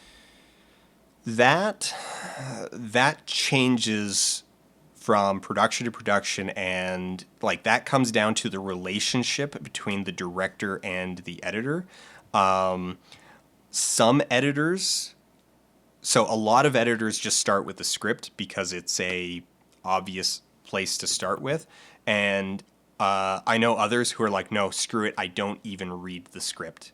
They have their assistant editor basically put things more or less in order, but you got to keep in mind, like watching something when it's more or less in order, it's very chunky, it's very clunky, like, so they're just watching master shots through the entire movie, and then they start with that and are just like, nope, okay, I'm going to now find the movie inside of that, and then they completely rearrange stuff and whatever. But that's a very different kind of relationship. Some start from, the storyboards, but then storyboards are really just a visual version of the script a lot of the time. And yeah, but it is usual. It is not it if there's a standard, it's starting from the script and putting things together in script order and the way that the script kind of lays them out. And then once you've got that, The rough cut. yeah, then you start doing things like moving scenes around or whatnot. So we've got a couple other questions that are slightly related to editing or more directly. So Marco Antonio Lopez Garcia asked you, do executives have the last word on creative choices about the movie? And I think that ties a little bit into the director editor relationship question. So It's similar. It comes down to power dynamics, comes down to personal relationships. You got to keep in mind that like studio executives have a lot of power, so it's often a very imbalanced relationship. So a lot of the times the answer is yes. They do end up with final say, because particularly like on a small movie, also considering that the studios are going all in on this, like, okay, we're going to spend $500 million getting, Batman versus Superman made, and then we're going to spend another $500 million getting Justice League made. That your $15 million project, they can just walk away from it, and it's not a loss to them. It's nothing. That's a week of reshoots on Justice League. Like they will, and the thing is that, I mean, hey, we saw that just a couple days ago or yesterday with the Gothamist. That geez. incredibly rich people will erase your life's work out of pure spite, regardless of whether or not it's a actually like financially Like sound a decision. 17-year-old breaking up with you. Yeah. Just here's your shit in a box on your front porch in the rain, and screw you. So yeah, you may have your $15 million movie that you're fighting to like preserve the ending of, and they're standing there with market research telling you to change it or your movie's canceled. Like you have to do this thing. So Now new. that usually doesn't happen Oh, but it can. but it can. It can and Also, it does. a lot of these times, I mean, okay, so just look at like the debacle with like changing directors. What was it? Two times or three times on on the Han Solo movie. Yeah. Like they were just like, look, it's not working, and if you're not going to do what we want and you're not going to give us the mood, evoke the mood that we want out of this, then you're gone. And they don't Yeah. care. If that means that they've already signed a contract with the union, that means they still have to pay you what they were already going to pay you to do the work. Goodbye. That is pocket change. Here you go, straight from Disney's wallet. We probably have more lawyers than you, so you know, take what you can get. We're gonna hire someone else. Like Yeah. it did this. None of this. They're so big that this does not affect them in any way that you think that it would affect a normal person. Now, the thing to keep in mind, though, is that most movies made in a given year are made fairly, I don't want to say painlessly, but, they're not drama magnets. They're not fraught enterprises. They get made, they get released, life goes on. There isn't some huge conflict between studio and the creative leads. It's the studio agreed to pay for a movie, and they 9 out of 10 times get the movie they paid for. So yeah. So at Helter Skelter 65 asked, we all know that bad editing can ruin a movie, but can really good editing fix bad material? And I know that we've sort of touched on this before, but I was just wondering if you had any like further views on it, because you've seen some really bad movies lately, and I thought maybe they might Yeah. have given you any more insight into that topic. So I'm not going to say it can't. It's just highly unlikely. Now, there are some movies that I think walk an incredibly fine line. So I would point at something like Blair Witch, which the editing in it is not super stellar to begin with, but the movie is definitely elevated by its moments of really good editing. That that if they hadn't nailed it with a few key scenes, then it would have just been utterly unwatchable. That Blair Witch is probably a good example of a starting point, like raw materials that are not actually that good, that were then elevated by a few moments of really, really good editing. Star Wars is another example that Star Wars was basically saved in editing, and there's a lot of history that you can go look up with that. Like particularly, if track down some really, really good articles from like Vanity Fair about watching the work print of Star Wars. I'm trying to think of other examples. So there are examples out there of movies being basically saved in editing. For the most part, though, you're looking at stuff that's really kind of on the edge. So Blair Witch was like kind of on the edge. It was not that great. Like the raw materials were not that great. But they were also not truly awful. Star Wars, the work print, like it was not that great, but it wasn't truly awful. Like you still do have good stuff in there. You still do have entertaining performances. You do have these good moments. And so it's something that's more at risk of being just dreadfully mediocre that is then elevated to something actually like really good. I think if you have something There, that's truly just awful, I, there th- I think then yeah. I think you can also look to, okay, so look at, take two movies, um not two movies, take a movie that you can find a release version for and a director's cut, and watch them both and see if you feel like, for you, like, use your own critical film viewing eye and see if you can figure out, why the choices were made between the two. Like, what did they cut just for time? What did they cut for clarity? Um, and you can sort of build your own vocabulary, your own little mental sets of schema for like, oh, okay. So then when you go see some of these bigger movies and you see something like, say, Suicide Squad, you can go, okay, that was in the editing, and could it possibly have been saved? And based on your context clues, sometimes you can think, well, maybe not. um uh I think the Batman versus Superman Ultimate Edition is a better comparison, or any of Zack Snyder's, like his the Watchmen director's cut versus the theatrical cut, and Batman versus Superman director's cut versus theatrical cut, because both of those are movies where like the theatrical versions were the theatrical version of Watchmen is at best kind of okay. The theatrical version of Batman versus Superman is pretty bad.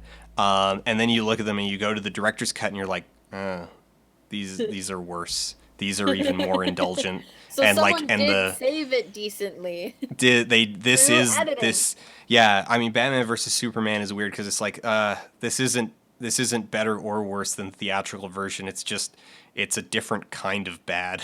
Yes.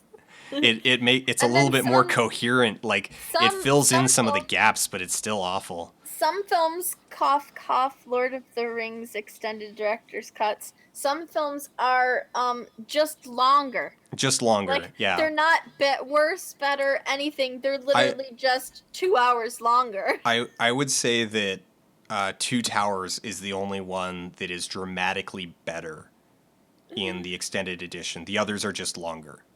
Yes. Two Towers is better. The others are just longer. Yes, yes. There was something that I saw up here about Fury Road. Fury Road is a different example altogether. Like it was not saved in the edit. It comes down to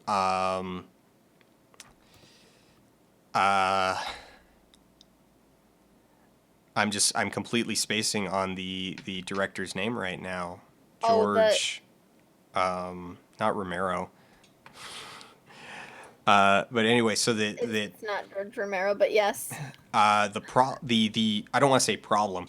The thing with Fury Road is that so after working on Babe and Happy Feet, George Miller, thank you.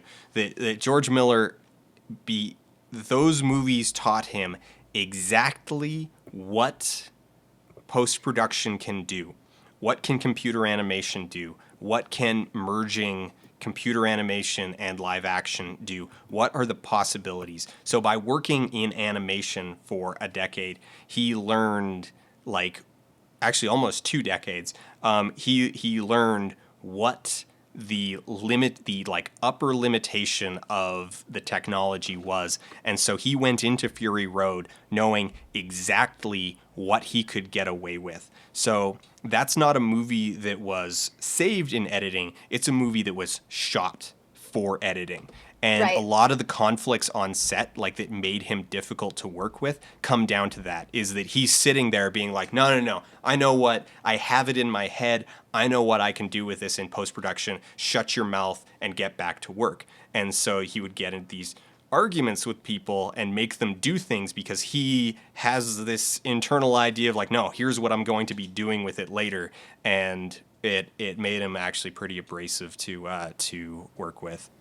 Well, there's also not only the fact that was it shot like being sort of pre-edited in a mind, but it was it was being shot by someone who already had a different like idea of what an edited like because the cinematographer was a documentary filmmaker, right?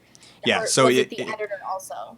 it kind of came down to like no one else knew what was going on, and Yeah. that raised tensions on set because he had it, he had it in his head and he didn't want to explain it to people, and it made it very it apparently made it very very stressful to work on. So Yes. So we had a unrelated like stepping away from edity things for a second, totally random question come up, but I thought you know because we're both white people, obviously we're the best people to we're the answer best this. people to answer it. Yeah. Yeah. The Phantom Platoon asked, I have a weird question. As an Arab male, do you know why Arab actors are not that prevalent or well known in Hollywood?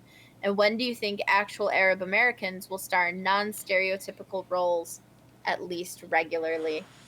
So this hit me because that's a really hard question. And Yeah. so I thought, we should we should totally try to answer the hard questions, even though you you obviously know that neither of I us will mean, be an authority on this answer.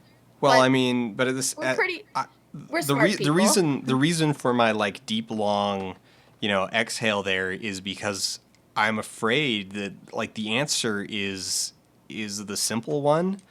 Like it is the one that it looks like on its face, which is like, okay, why are Arab American actors not well known in Hollywood?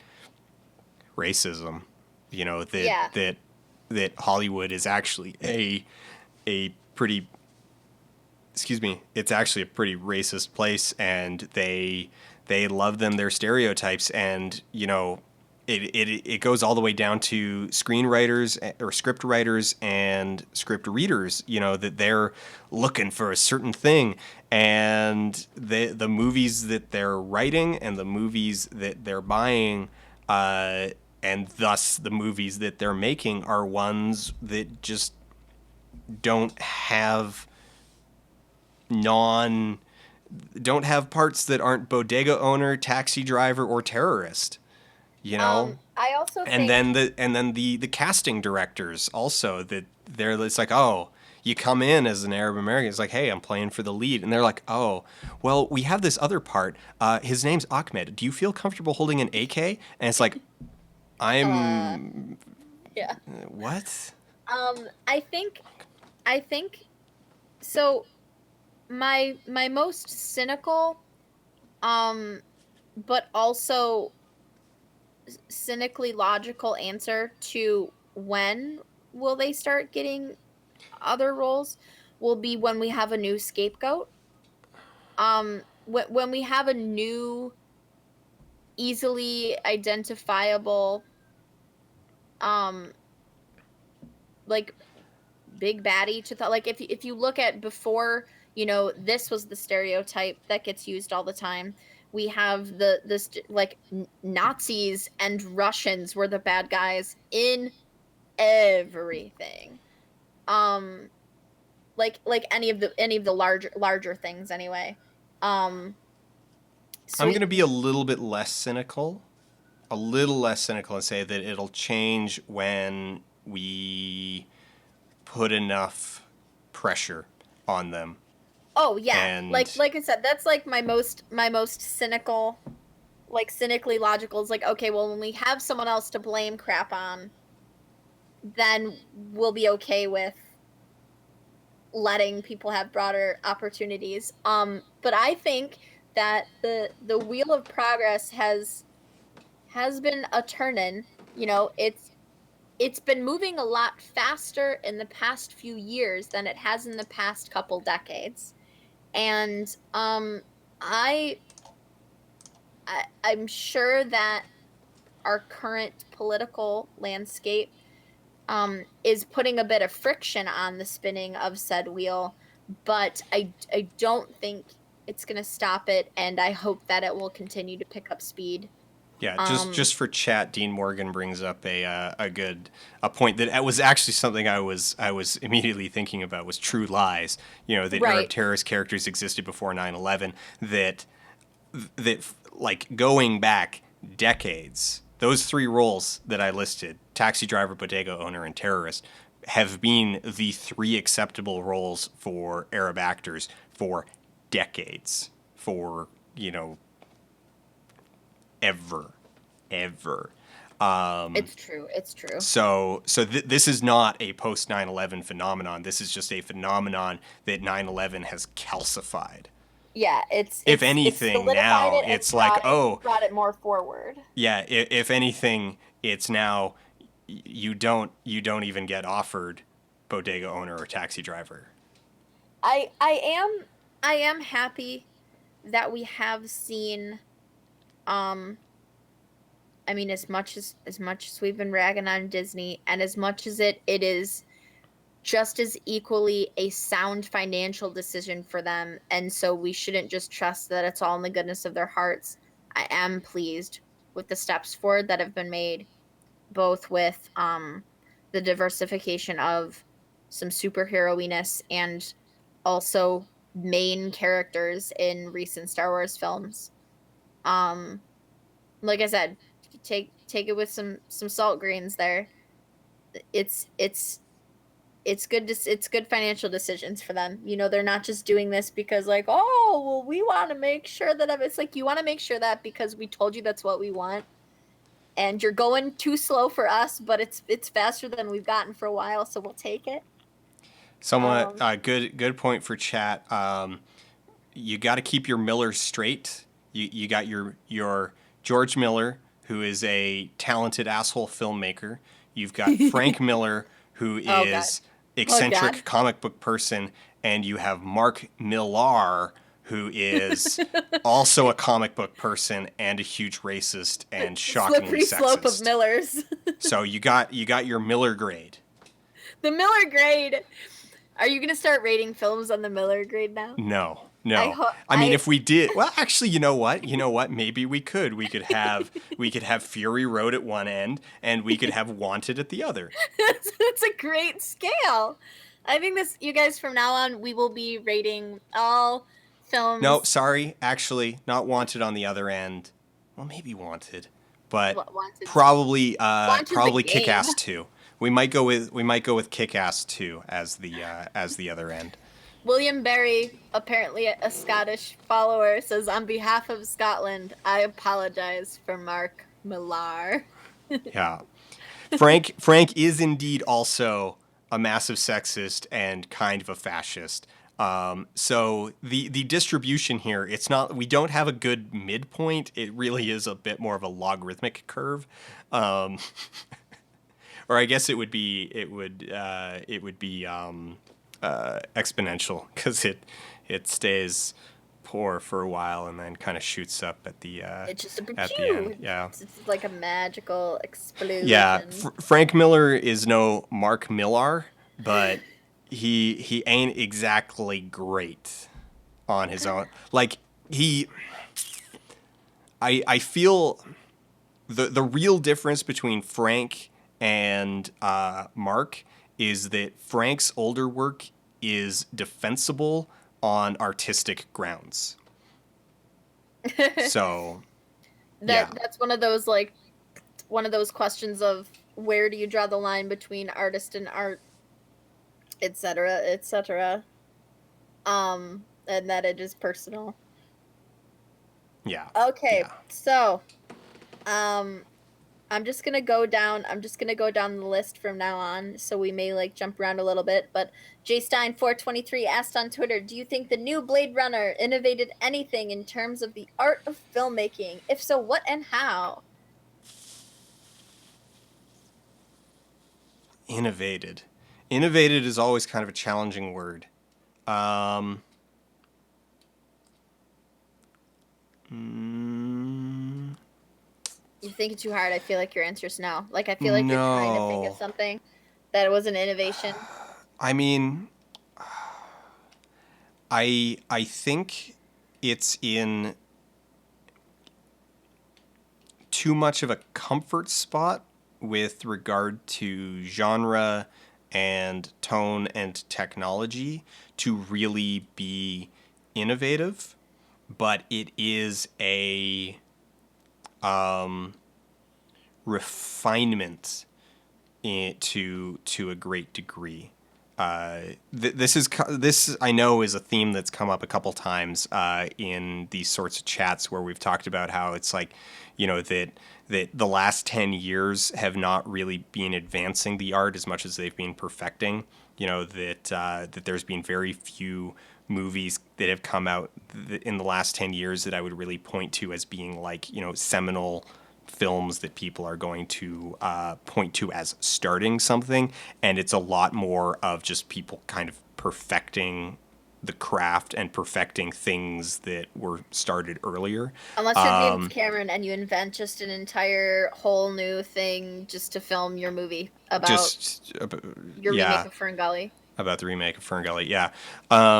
So I feel like now maybe with additional viewing and just sort of the passage of time, there may be something in Blade Runner that will slowly begin to stand out more and more. But on first viewing, it really stood out to me not as a like tremendous advancement of the art of filmmaking as much as it was a very, very refined example of the craft of filmmaking, and a lot of the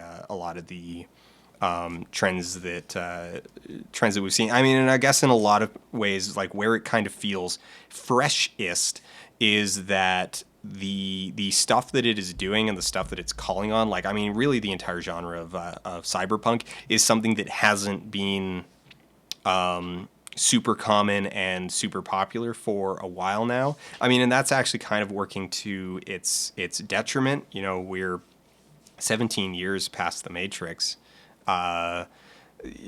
It's been a bit, and it's not really pulling in audiences because they're not thirsty for something like that, and it's not fresh enough on its own to it has demonstrably not been fresh enough on its own to spark that fire in a mass audience. So I mean, that is kind of unfortunate, but I think if you're a fan of that genre, then it is a, you know, I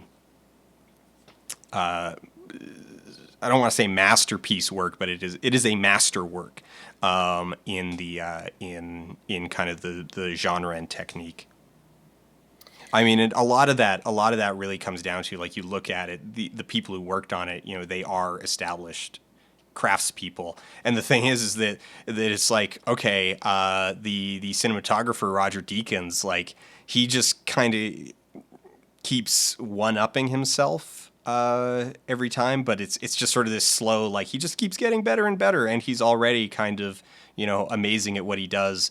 So it's not really like innovating, it's refining. So yeah, TLDR, no, Blade Runner didn't do crap for innovation, but maybe refinement of the craft.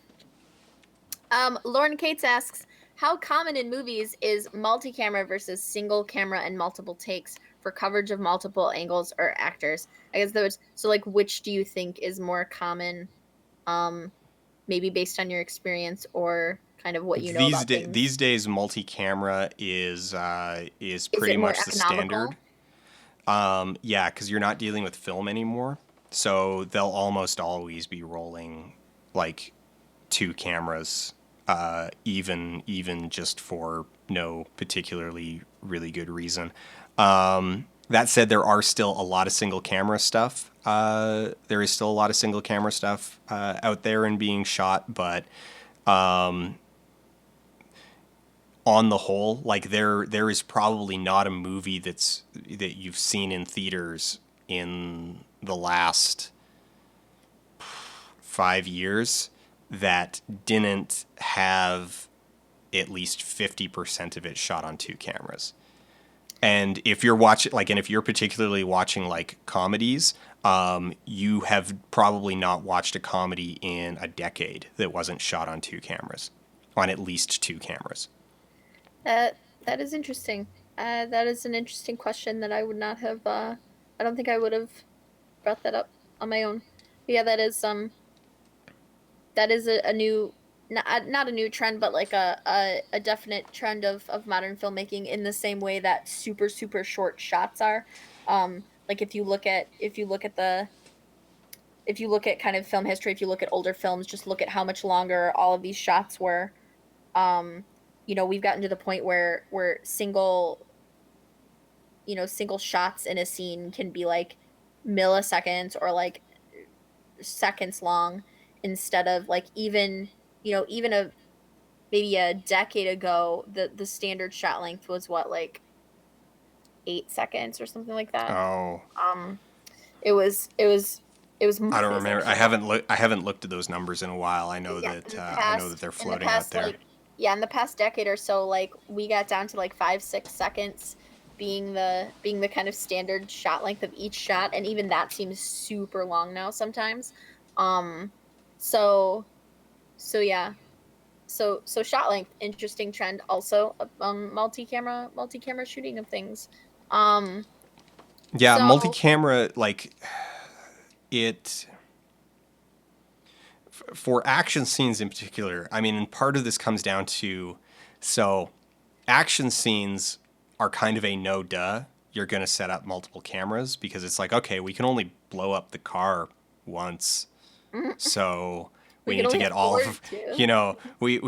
we got to get all of our shots at one time. So and that and other things, and there's just a lot of reasons that make it very economical and kind of a no brainer that you're going to, if not shoot everything multi-camera, you're going to have a B camera available. I mean, and the bigger the budget, sorry, let's just. I'm gonna go into this. The bigger the budget, then the harder it gets to even say that a film was single camera, because you're going to have B unit, C unit, D unit. So even though the majority of principal photography, or even though a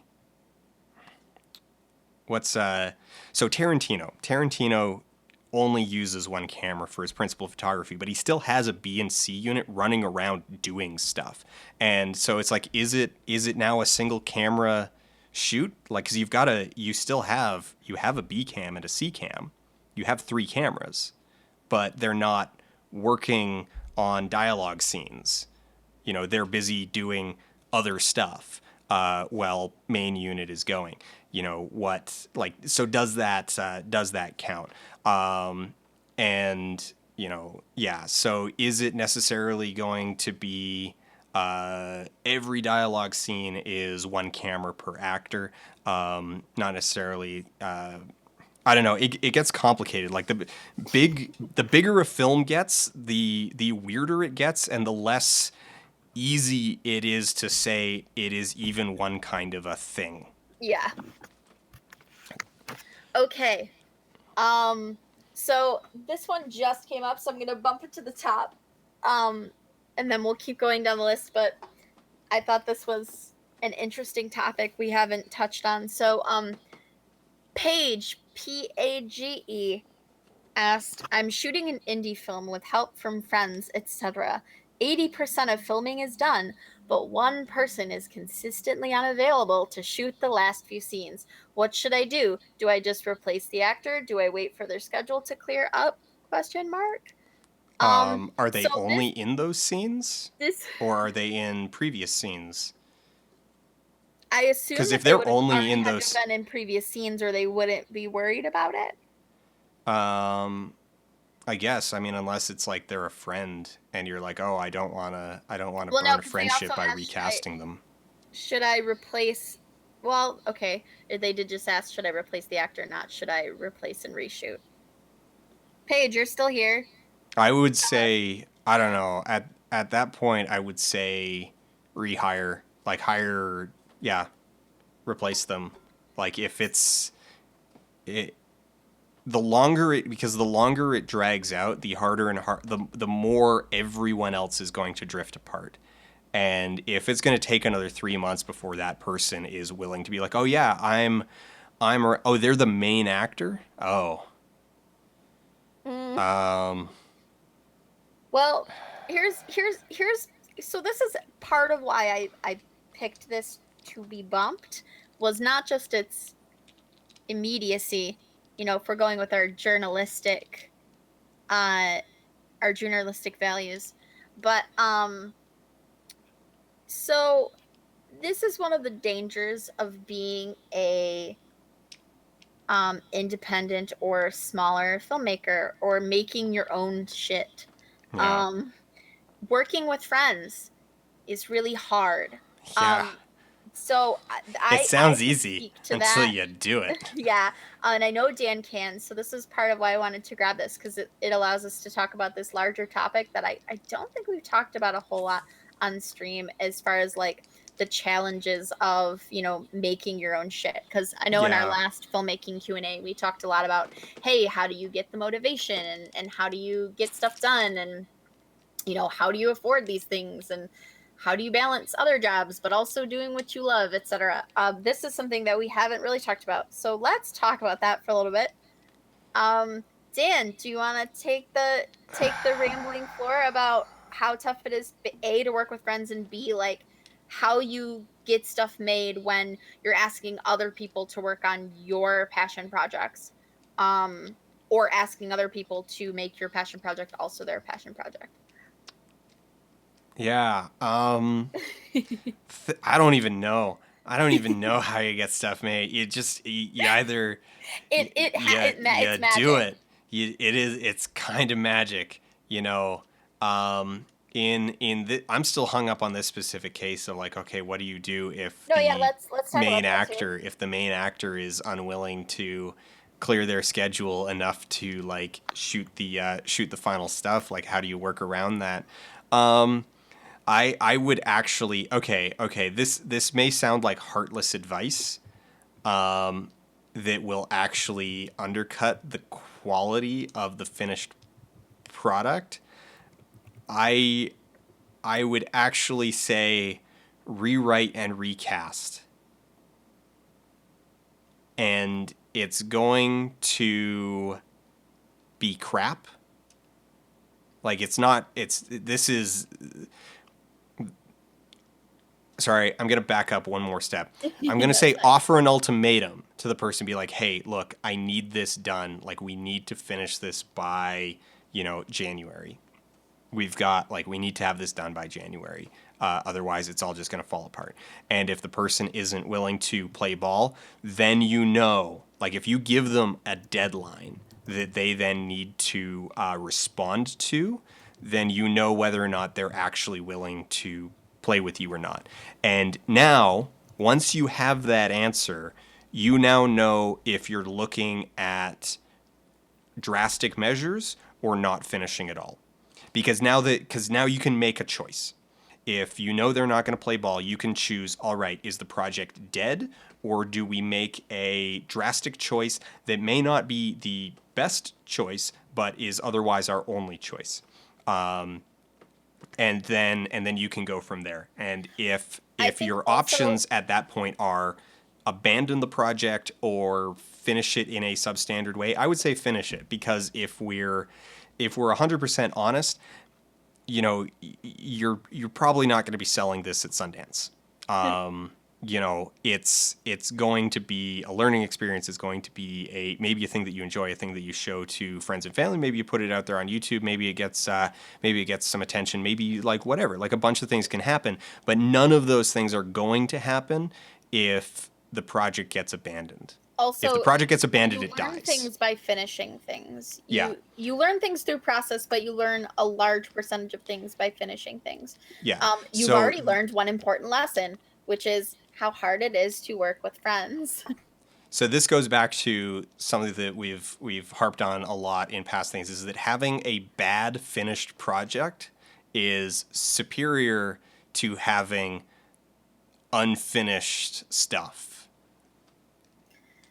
Yeah, and I would go back to your whole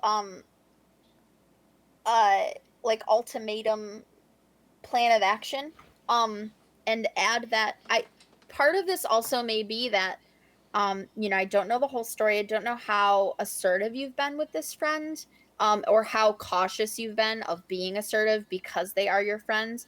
But something that might help, I don't know if you've tried this already, is like if you give them a definitive date. Yeah. Like, look, this has to be done by this time or it's not getting done. Not just like, hey, it has to get wrapped up soon. Like, soon means different things to different people. If you've been working on it for 3 months, soon could mean 4 weeks from now. So literally, like, figure out the minimum amount of time you could finish it in, and maybe add like a day or two to that, and tell them, okay, this needs to be done in the next 10 days. We need to schedule this. Yeah. And, if you're not going to show up, you need to tell me ahead of time so I can move the other stuff around. And, yeah. And then, your original suggestion I thought was a great, it would suck. It would really suck having to like reshoot things. But either reshoot things or rewrite and recast, like just write them out of the final scenes. Yeah, like sometimes sometimes interesting things happen when you are forced to do stuff like this. Maybe you can't get a location back, so you have to change where something takes place, and then that informs your story in a new way.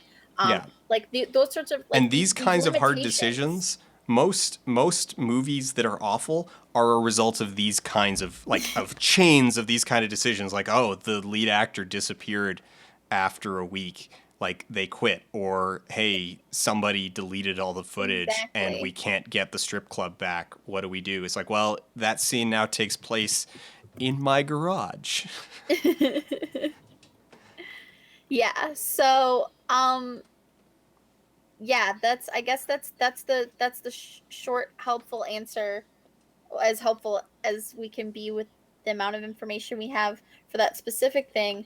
But yeah, so kind of jumping off that to talk about this slightly broader topic that we well that I decided was an interesting topic and I'm going to force you to talk about I'm is gonna so go how do grab. you get stuff made when you're not just making it with you?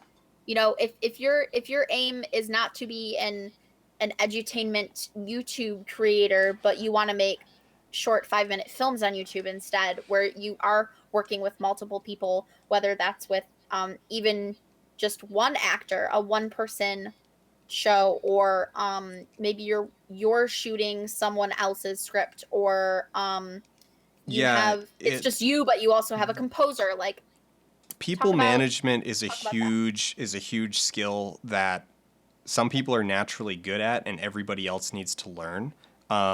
Learning it is invaluable. Like I would actually say if there's one soft skill that trumps everything else, it would be being good at managing others, and We've being actually really talked good at, in particular, like getting people to commit to things and or being inspiring them. really, yeah, inspiring them, or just being really really good at being able to approach others and ask them to do specifically what you want in a way that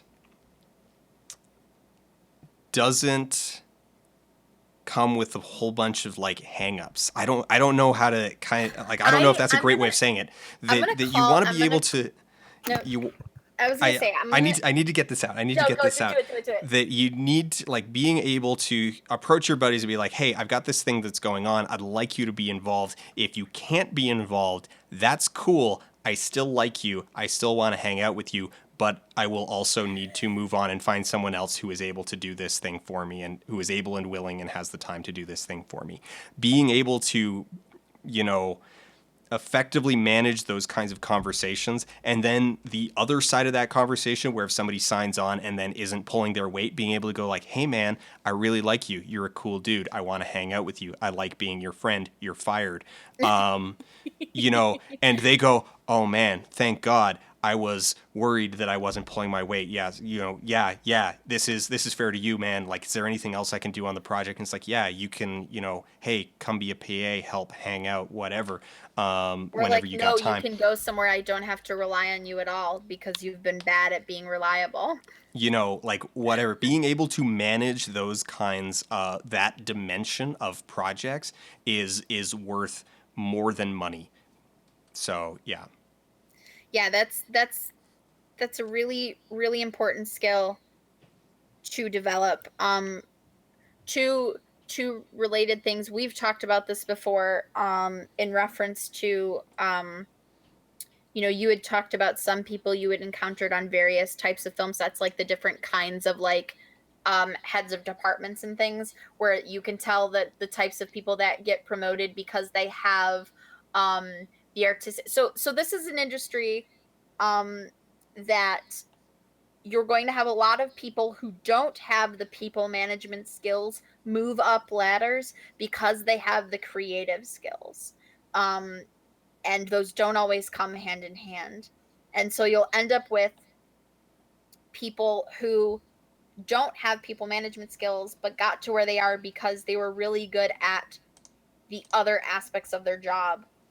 Um, and so if you can be one of those rare people that has developed both people management skills and that really what it is relationship management skills, not people Yeah. management. We're not shuffling Yeah, people around like it's chessboard pieces. It's yeah, it's relationship relationship management. management. If you can be one of those rare people in a creative industry who has both the creative ability and the relationship management skills, you will be just invaluable.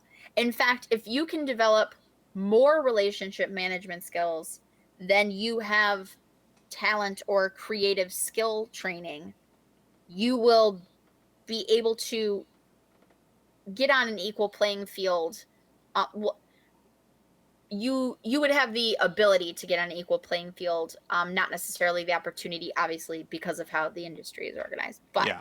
you get what I'm saying. So like if these things are sliding scales that equate to, like, say, one overall number, and you can have a lot more in one and less of the other and still have the same number as someone who has like equal amounts or a lot of creative skill but no relationship management Yeah. ability. Yeah.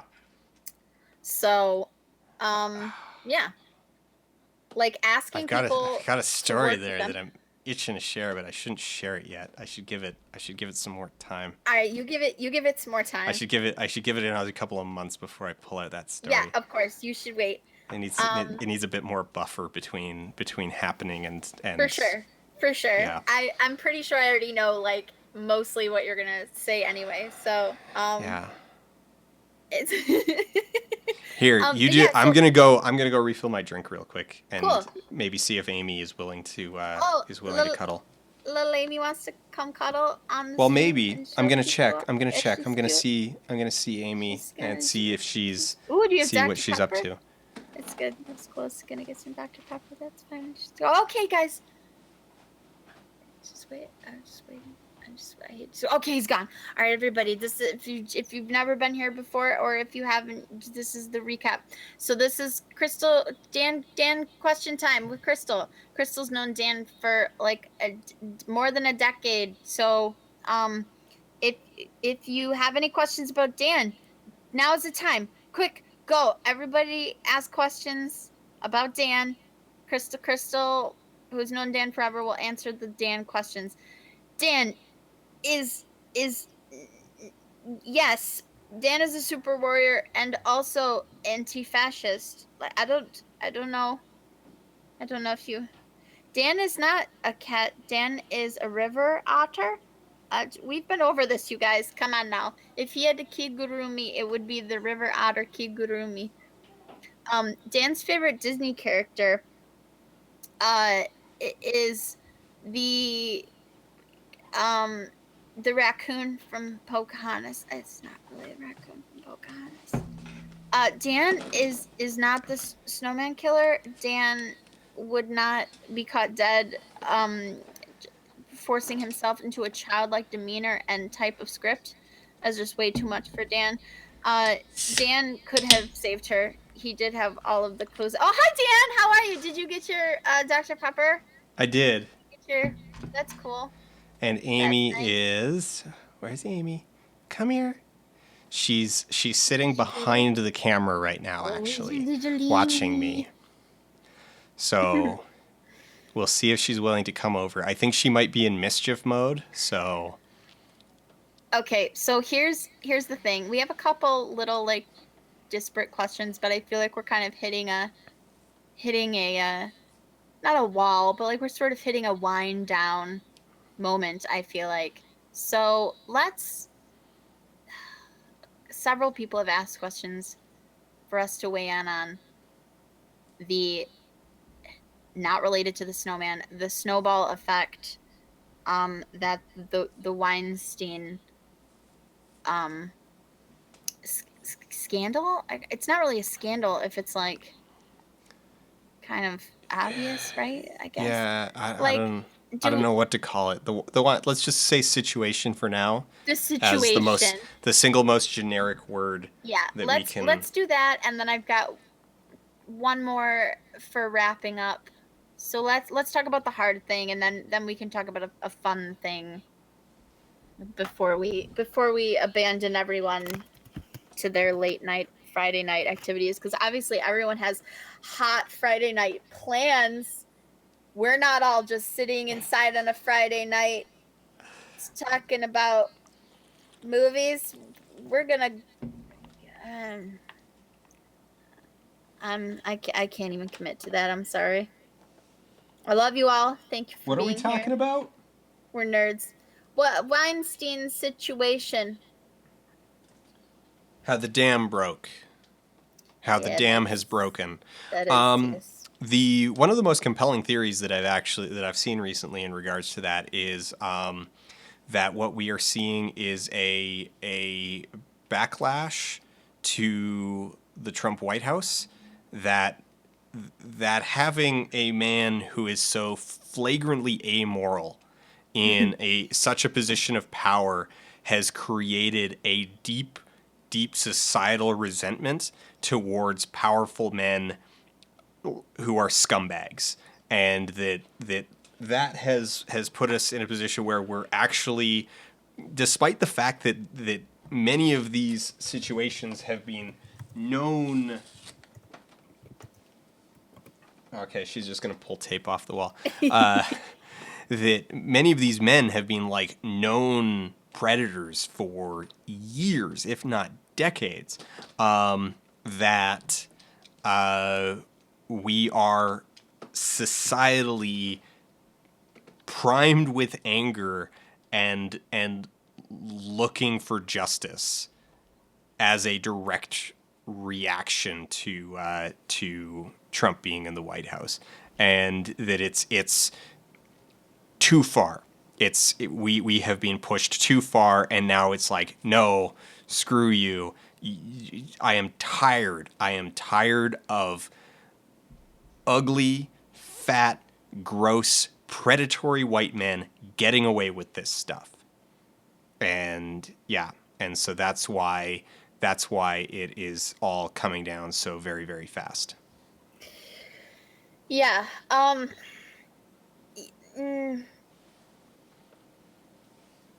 think the this is a tough topic. So this whole situation and the ensuing other allegations, that not even ensuing previous allegations and then following allegations that have kind of snowstormed around this whole particular, giant of the industry getting kind of knocked off his throne. I think when these topics come up with friends and we sort of like discuss them, because we're all intellectual dweebs who like to talk about current events and representation and those sorts of issues. I think that a lot of blowback that we see from the other side of things, so people kind of like fighting back as far as like, well, you can't just throw the baby out with the bathwater, but also like, oh, like he had an addiction and blah, like all this kind of these defensive things come out of some different places as far as like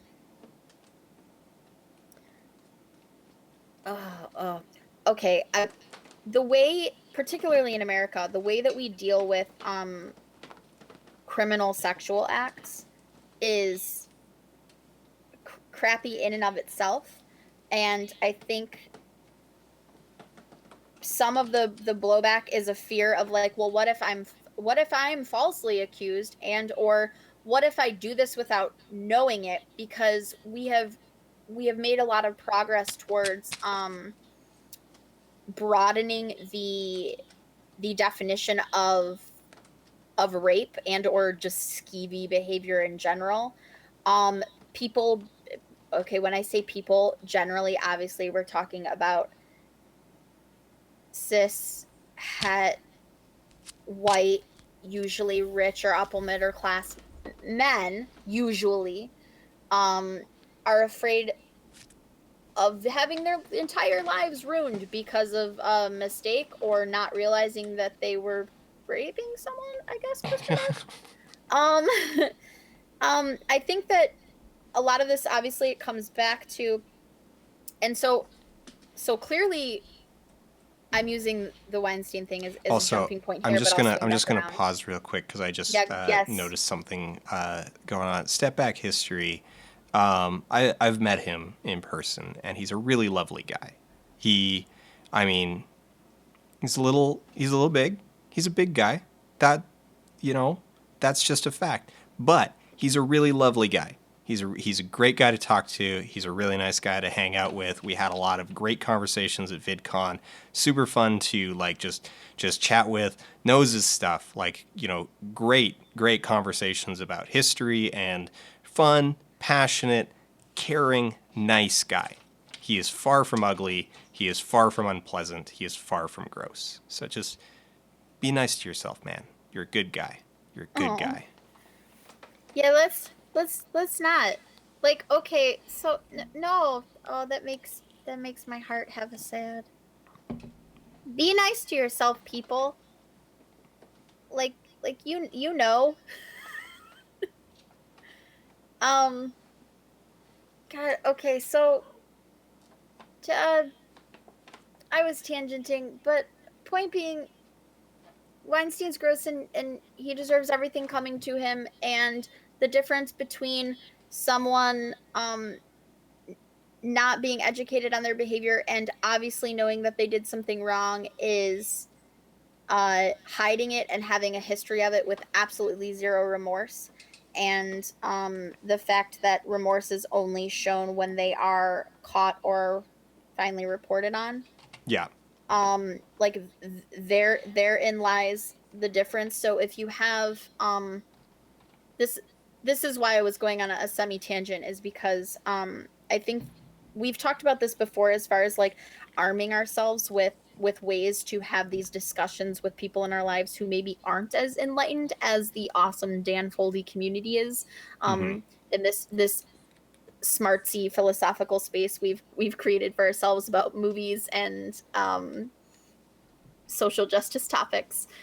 So when if someone comes at you with regards to someone who seems a lot less solid of a target, like Kevin Spacey,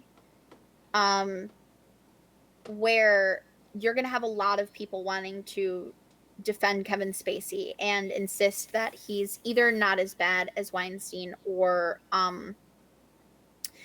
we shouldn't throw out someone's artistic ability or their past work because of their Just private because they life prey on actions. underage men. Right. So there's a few factors to take into consideration. There is that one, a topic that comes up all the time on our streams is, how do you separate artist from art? That and we've basically come down to the generic rule of, it's personal. There's going to be some of your friends that are going to throw out everything Spacey has ever done, and there's going to be some of your friends that will vehemently defend Spacey because they don't want to throw out his art, even if they know that what he did or has been alleged to do, or may have done in addition to what has come out. Even if they want to admit that that's wrong, they're going to solidly defend Spacey because of art. And I think that, so one of the things you can arm yourself with in this conversation is the argument, the concept of, if they're only remorseful because they got caught, and if they have been confronted about this behavior before and blew it off as it's fine and did not use that as a time to have an introspective moment about their behavior, then that is where we are calling it a problem. So if, because of some of these things, you start having these difficult conversations with friends or colleagues or what have you,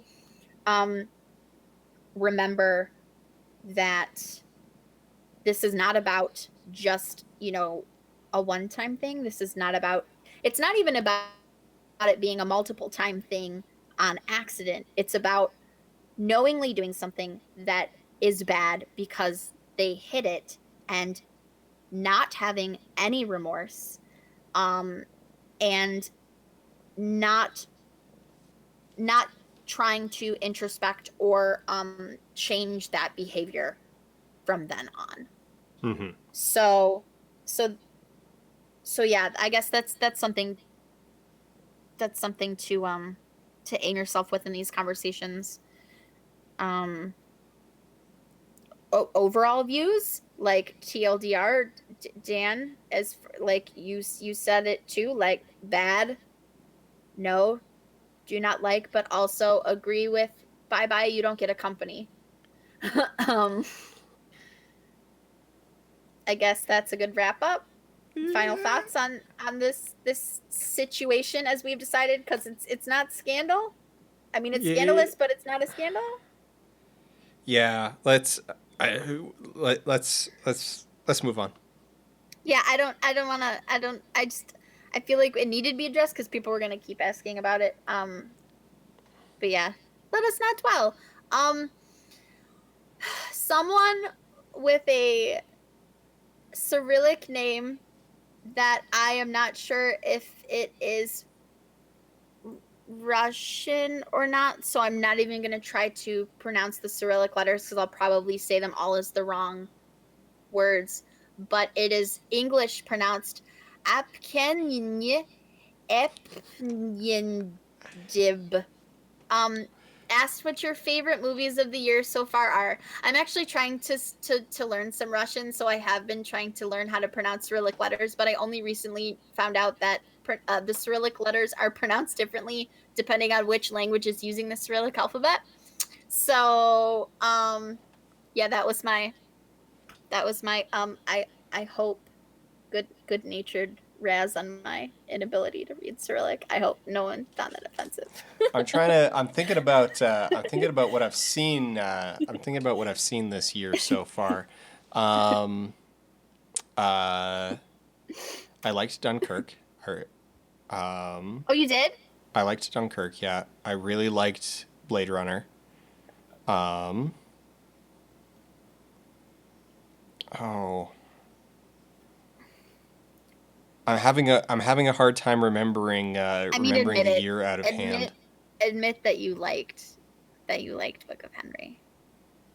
Like you may not have liked it, but you really liked having it exist for you Book of Henry to has use. provided me with a lot of entertainment value, I guess.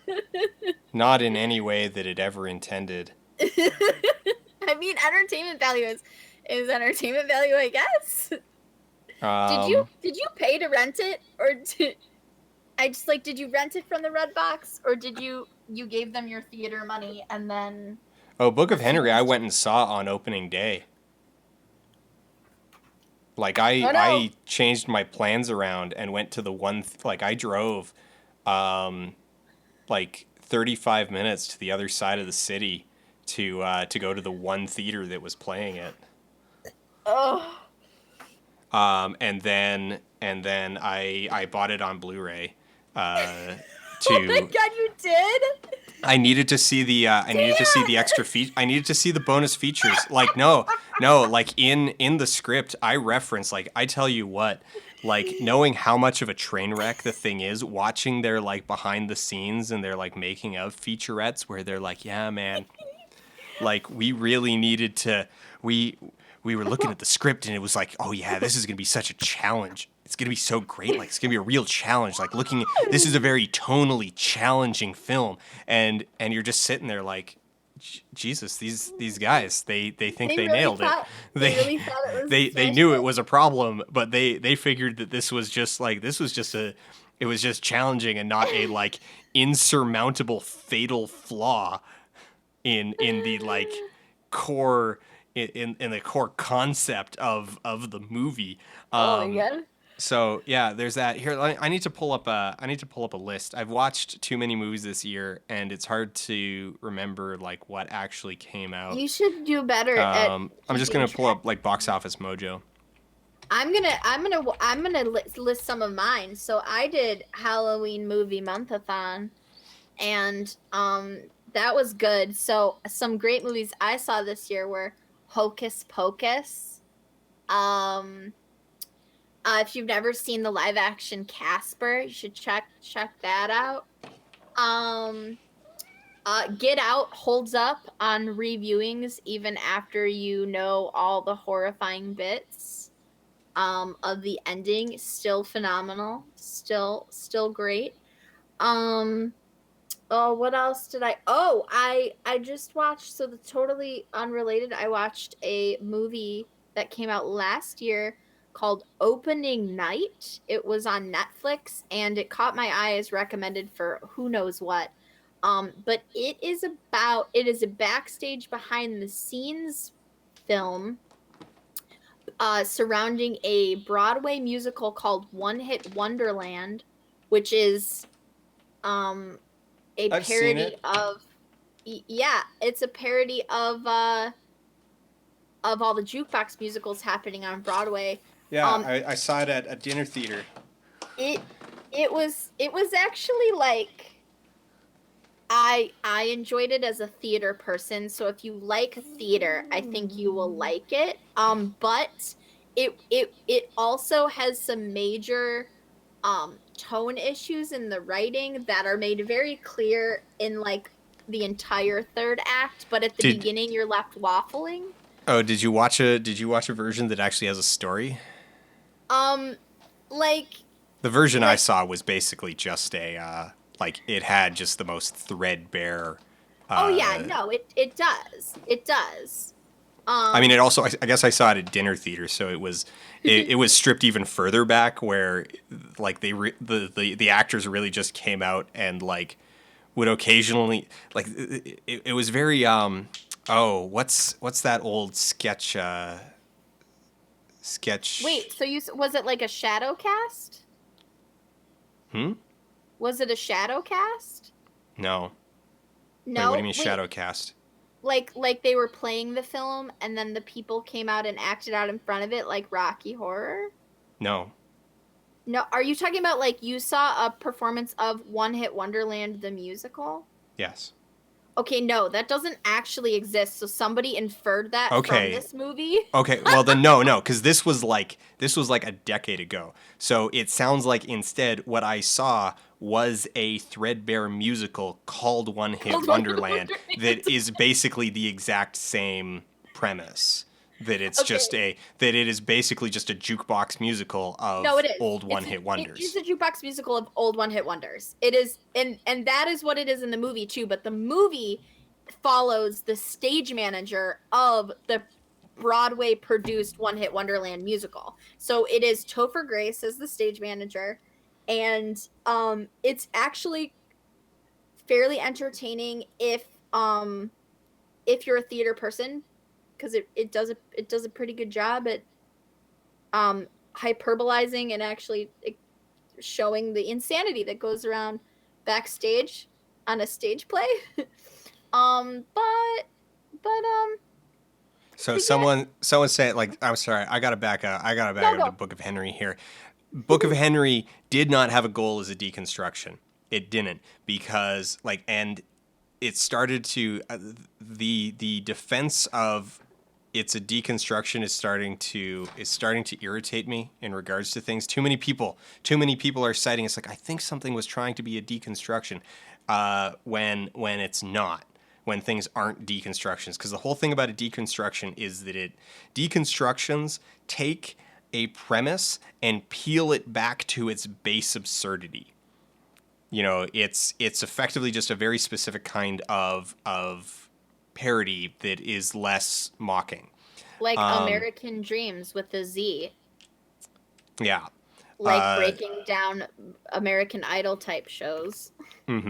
So, you know, they're not just like it's not just a weird kind of version of a thing or just pointing out a single kind the absurdity of a single conceit or riffing on the absurdity of a conceit or taking an absurdity to its like kind of natural conclusion isn't in and of itself a deconstruction.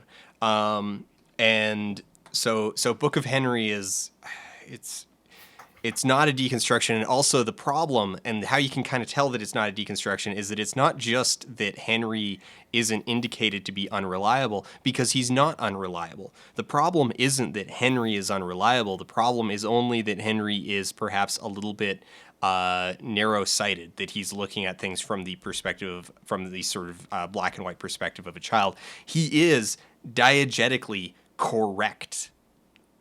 You know, in the movie, all of his beliefs and things that he, you know, goes after are proven right. He is correct. He simply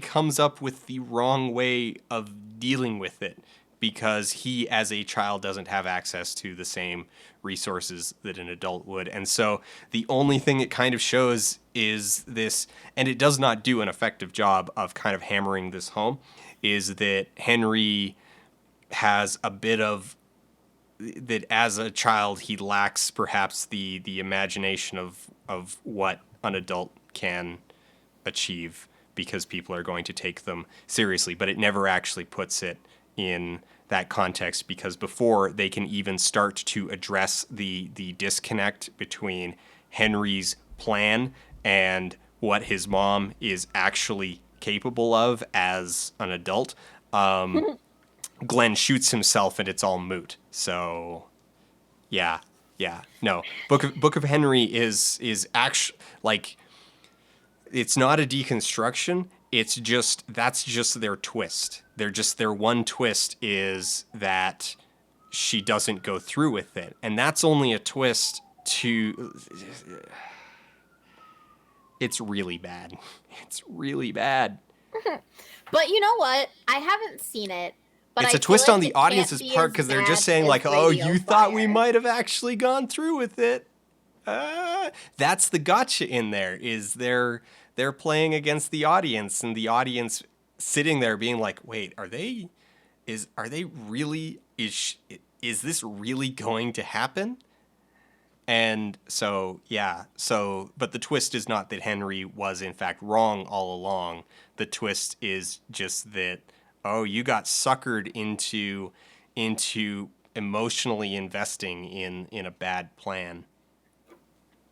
Bad plan, but I feel like it's still not as bad as, well, that's not true. It may be worse and way too late, but Radio Flyer just really messed me up, Dan, and I'm blaming you.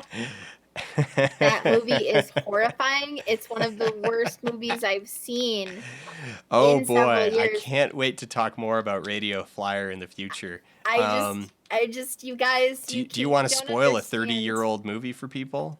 I mean, They probably haven't seen it.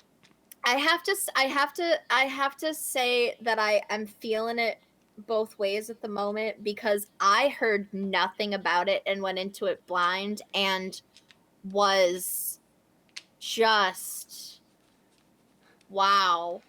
I feel like if I knew about it before, it would still have some effect, but I don't think it would have the same effect. I almost want people, guys, go watch Radio Flyer. It's on Hulu. You can watch it on Hulu if you sign up for the free 30 days if you haven't used it yet. So Or yes, just, Baby Elijah just Wood. pay for it. Baby Elijah Wood. Just go watch it, and we'll talk spoilers next stream. We could spoil it if you haven't watched it. We could by spend a lot of Monday. time talking about it on Monday. Yeah, if you haven't watched it by Monday, you're agreeing to having it spoiled. You have 4 days to figure out how to view it.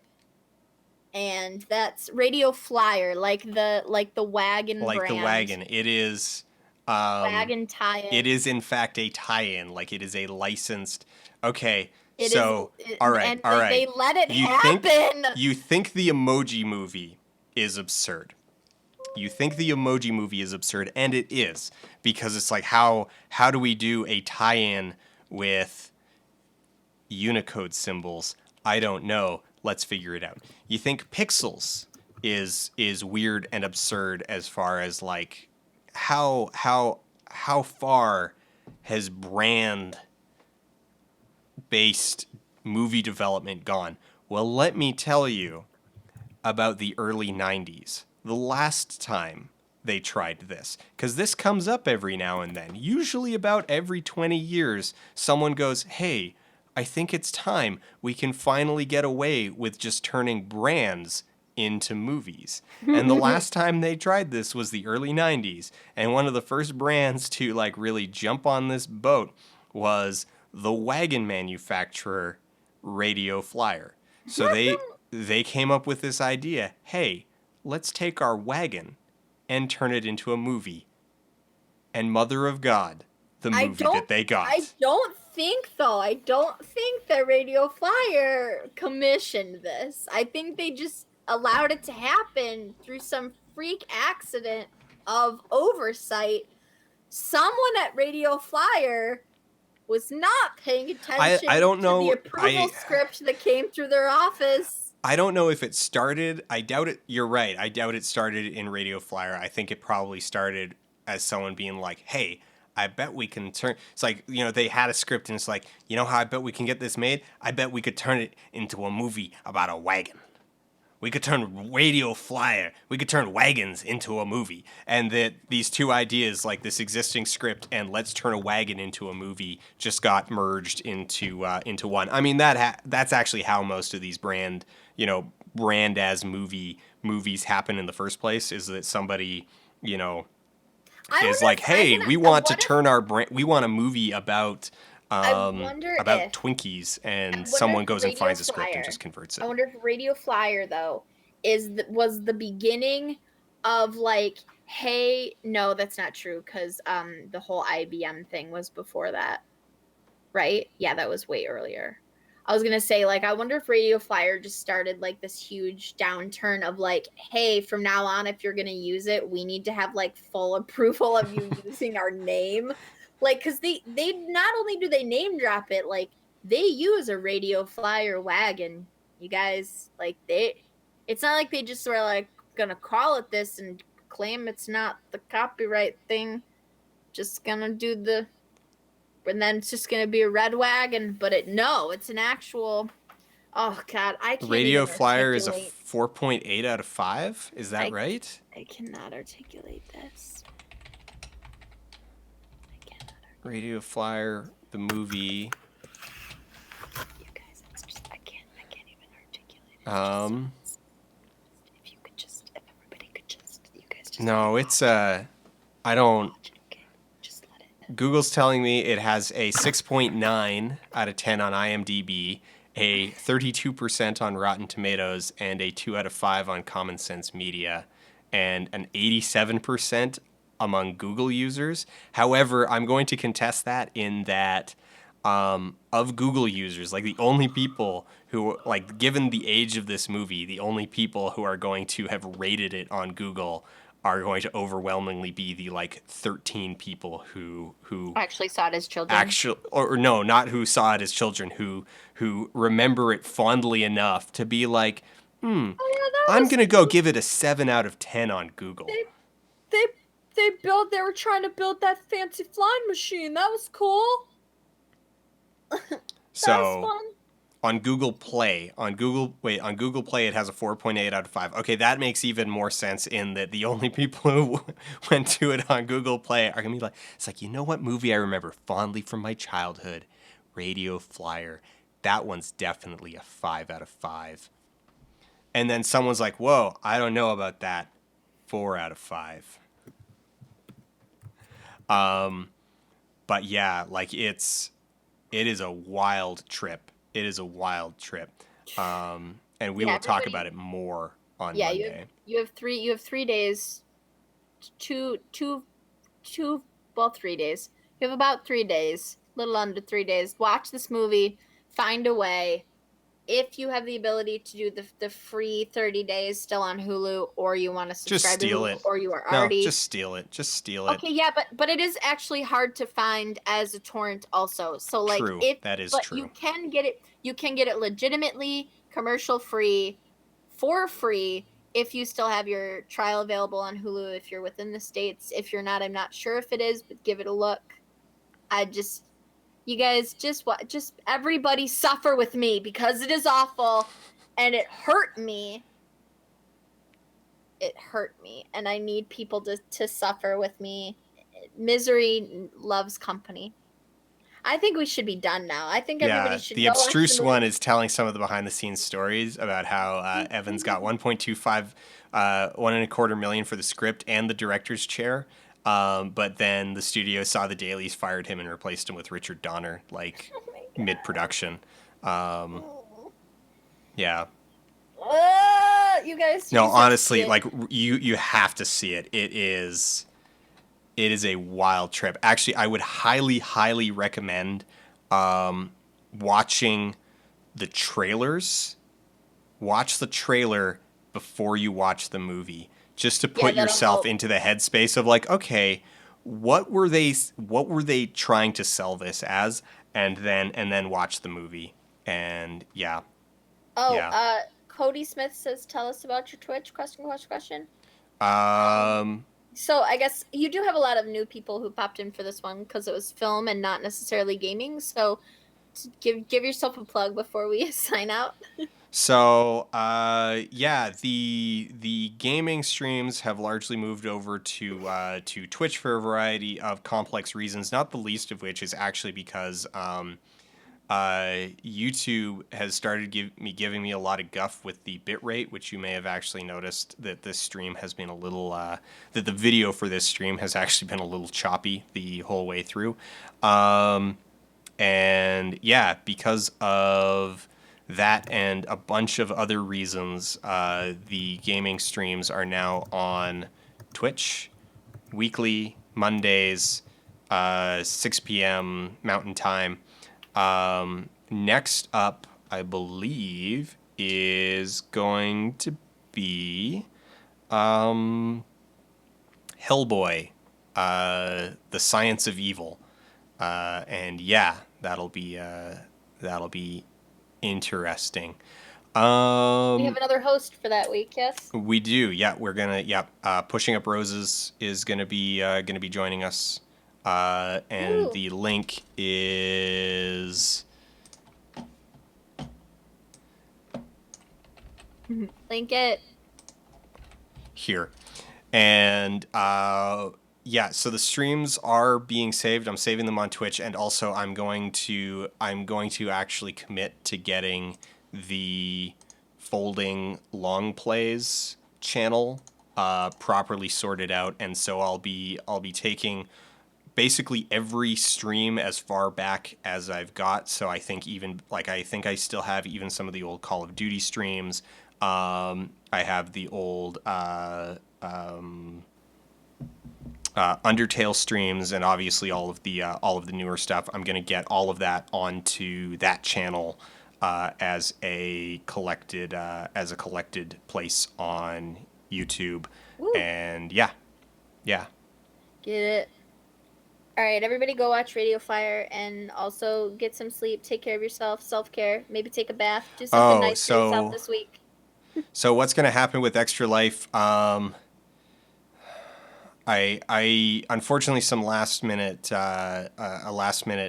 paying gig came up for tomorrow afternoon, and so that plus my general disorganization and my Xbox, which refuses to work, I'm gonna cowardly just not do anything tomorrow. I'm just not gonna do it tomorrow.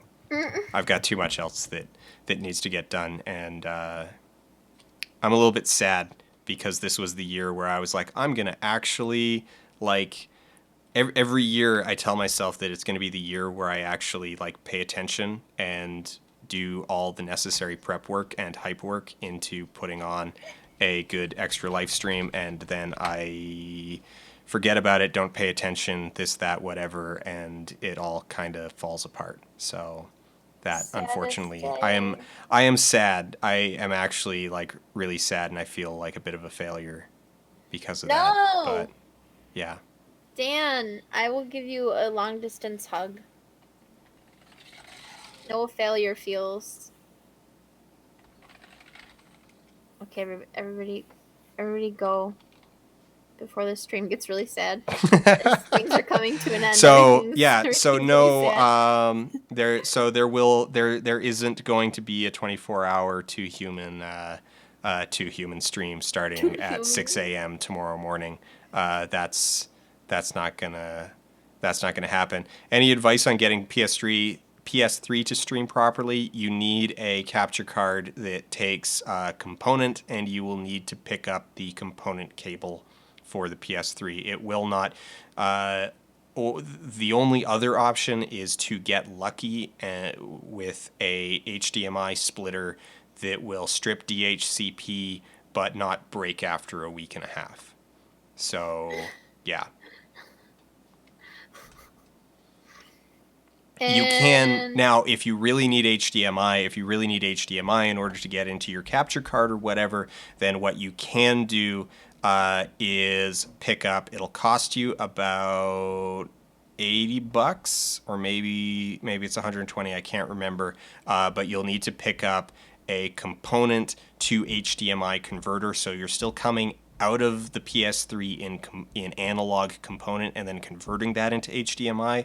Since DHCP or HDCP doesn't transmit over analog signals, you will get a digital HDMI signal that doesn't have HDCP on it, and will then be able to, yeah.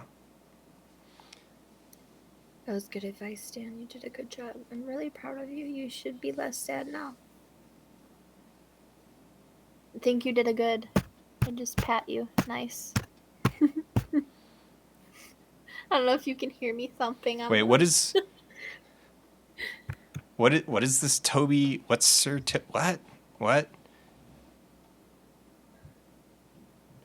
I have no idea. I don't know. Someone's going off about something. I can't really tell. I need to scroll up too far. HDCP is high definition copy protection. Yeah. So that's my advice on that. The PS3, I want to hand that advice out just because I tell you what, getting the PS3 to stream properly was a lot of work.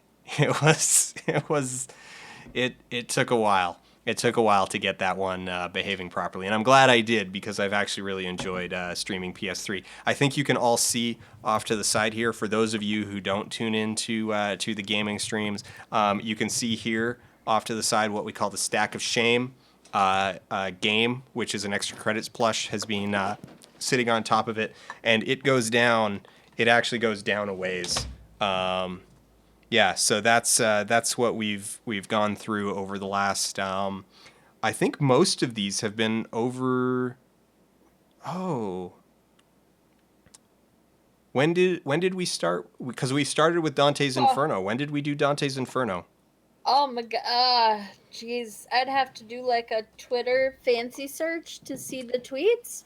I think we're coming up on a year. Me, so because you were bad at Twitter, so yeah, but I think we are coming up on a year, because I think it was like last winter that I did. It has to be within the year, because I didn't start joining you until I had moved officially. So this was after I was here in New York. Because I did Blood on the Sand last year, like last fall, early winter, and then I did Kane and Lynch 2 shortly after that. It was this year, because I didn't move into this apartment until January, and I don't think I ever streamed with you before I moved to this apartment. I don't think I streamed with you for my old one where you visited me. Yeah, no. So it has to be. But I did Dante's Inferno alone, didn't I? No, I did Dante's with you. You did Dante's. I was there for the first half and not the second. So late last fall, I did Kane and Lynch and Blood on the Sand, and then we started this properly with Dante's Inferno back in like January. So yeah.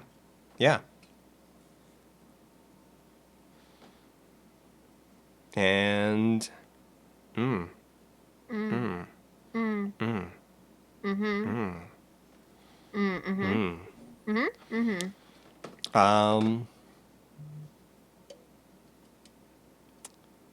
I think we should just sit here awkwardly for a while. We should just, yeah.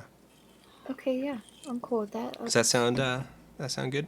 Yeah, no, I'm cool with that. Everybody, stick around for some awkward Awkward silence. silence. Just no, like when, but not awkward.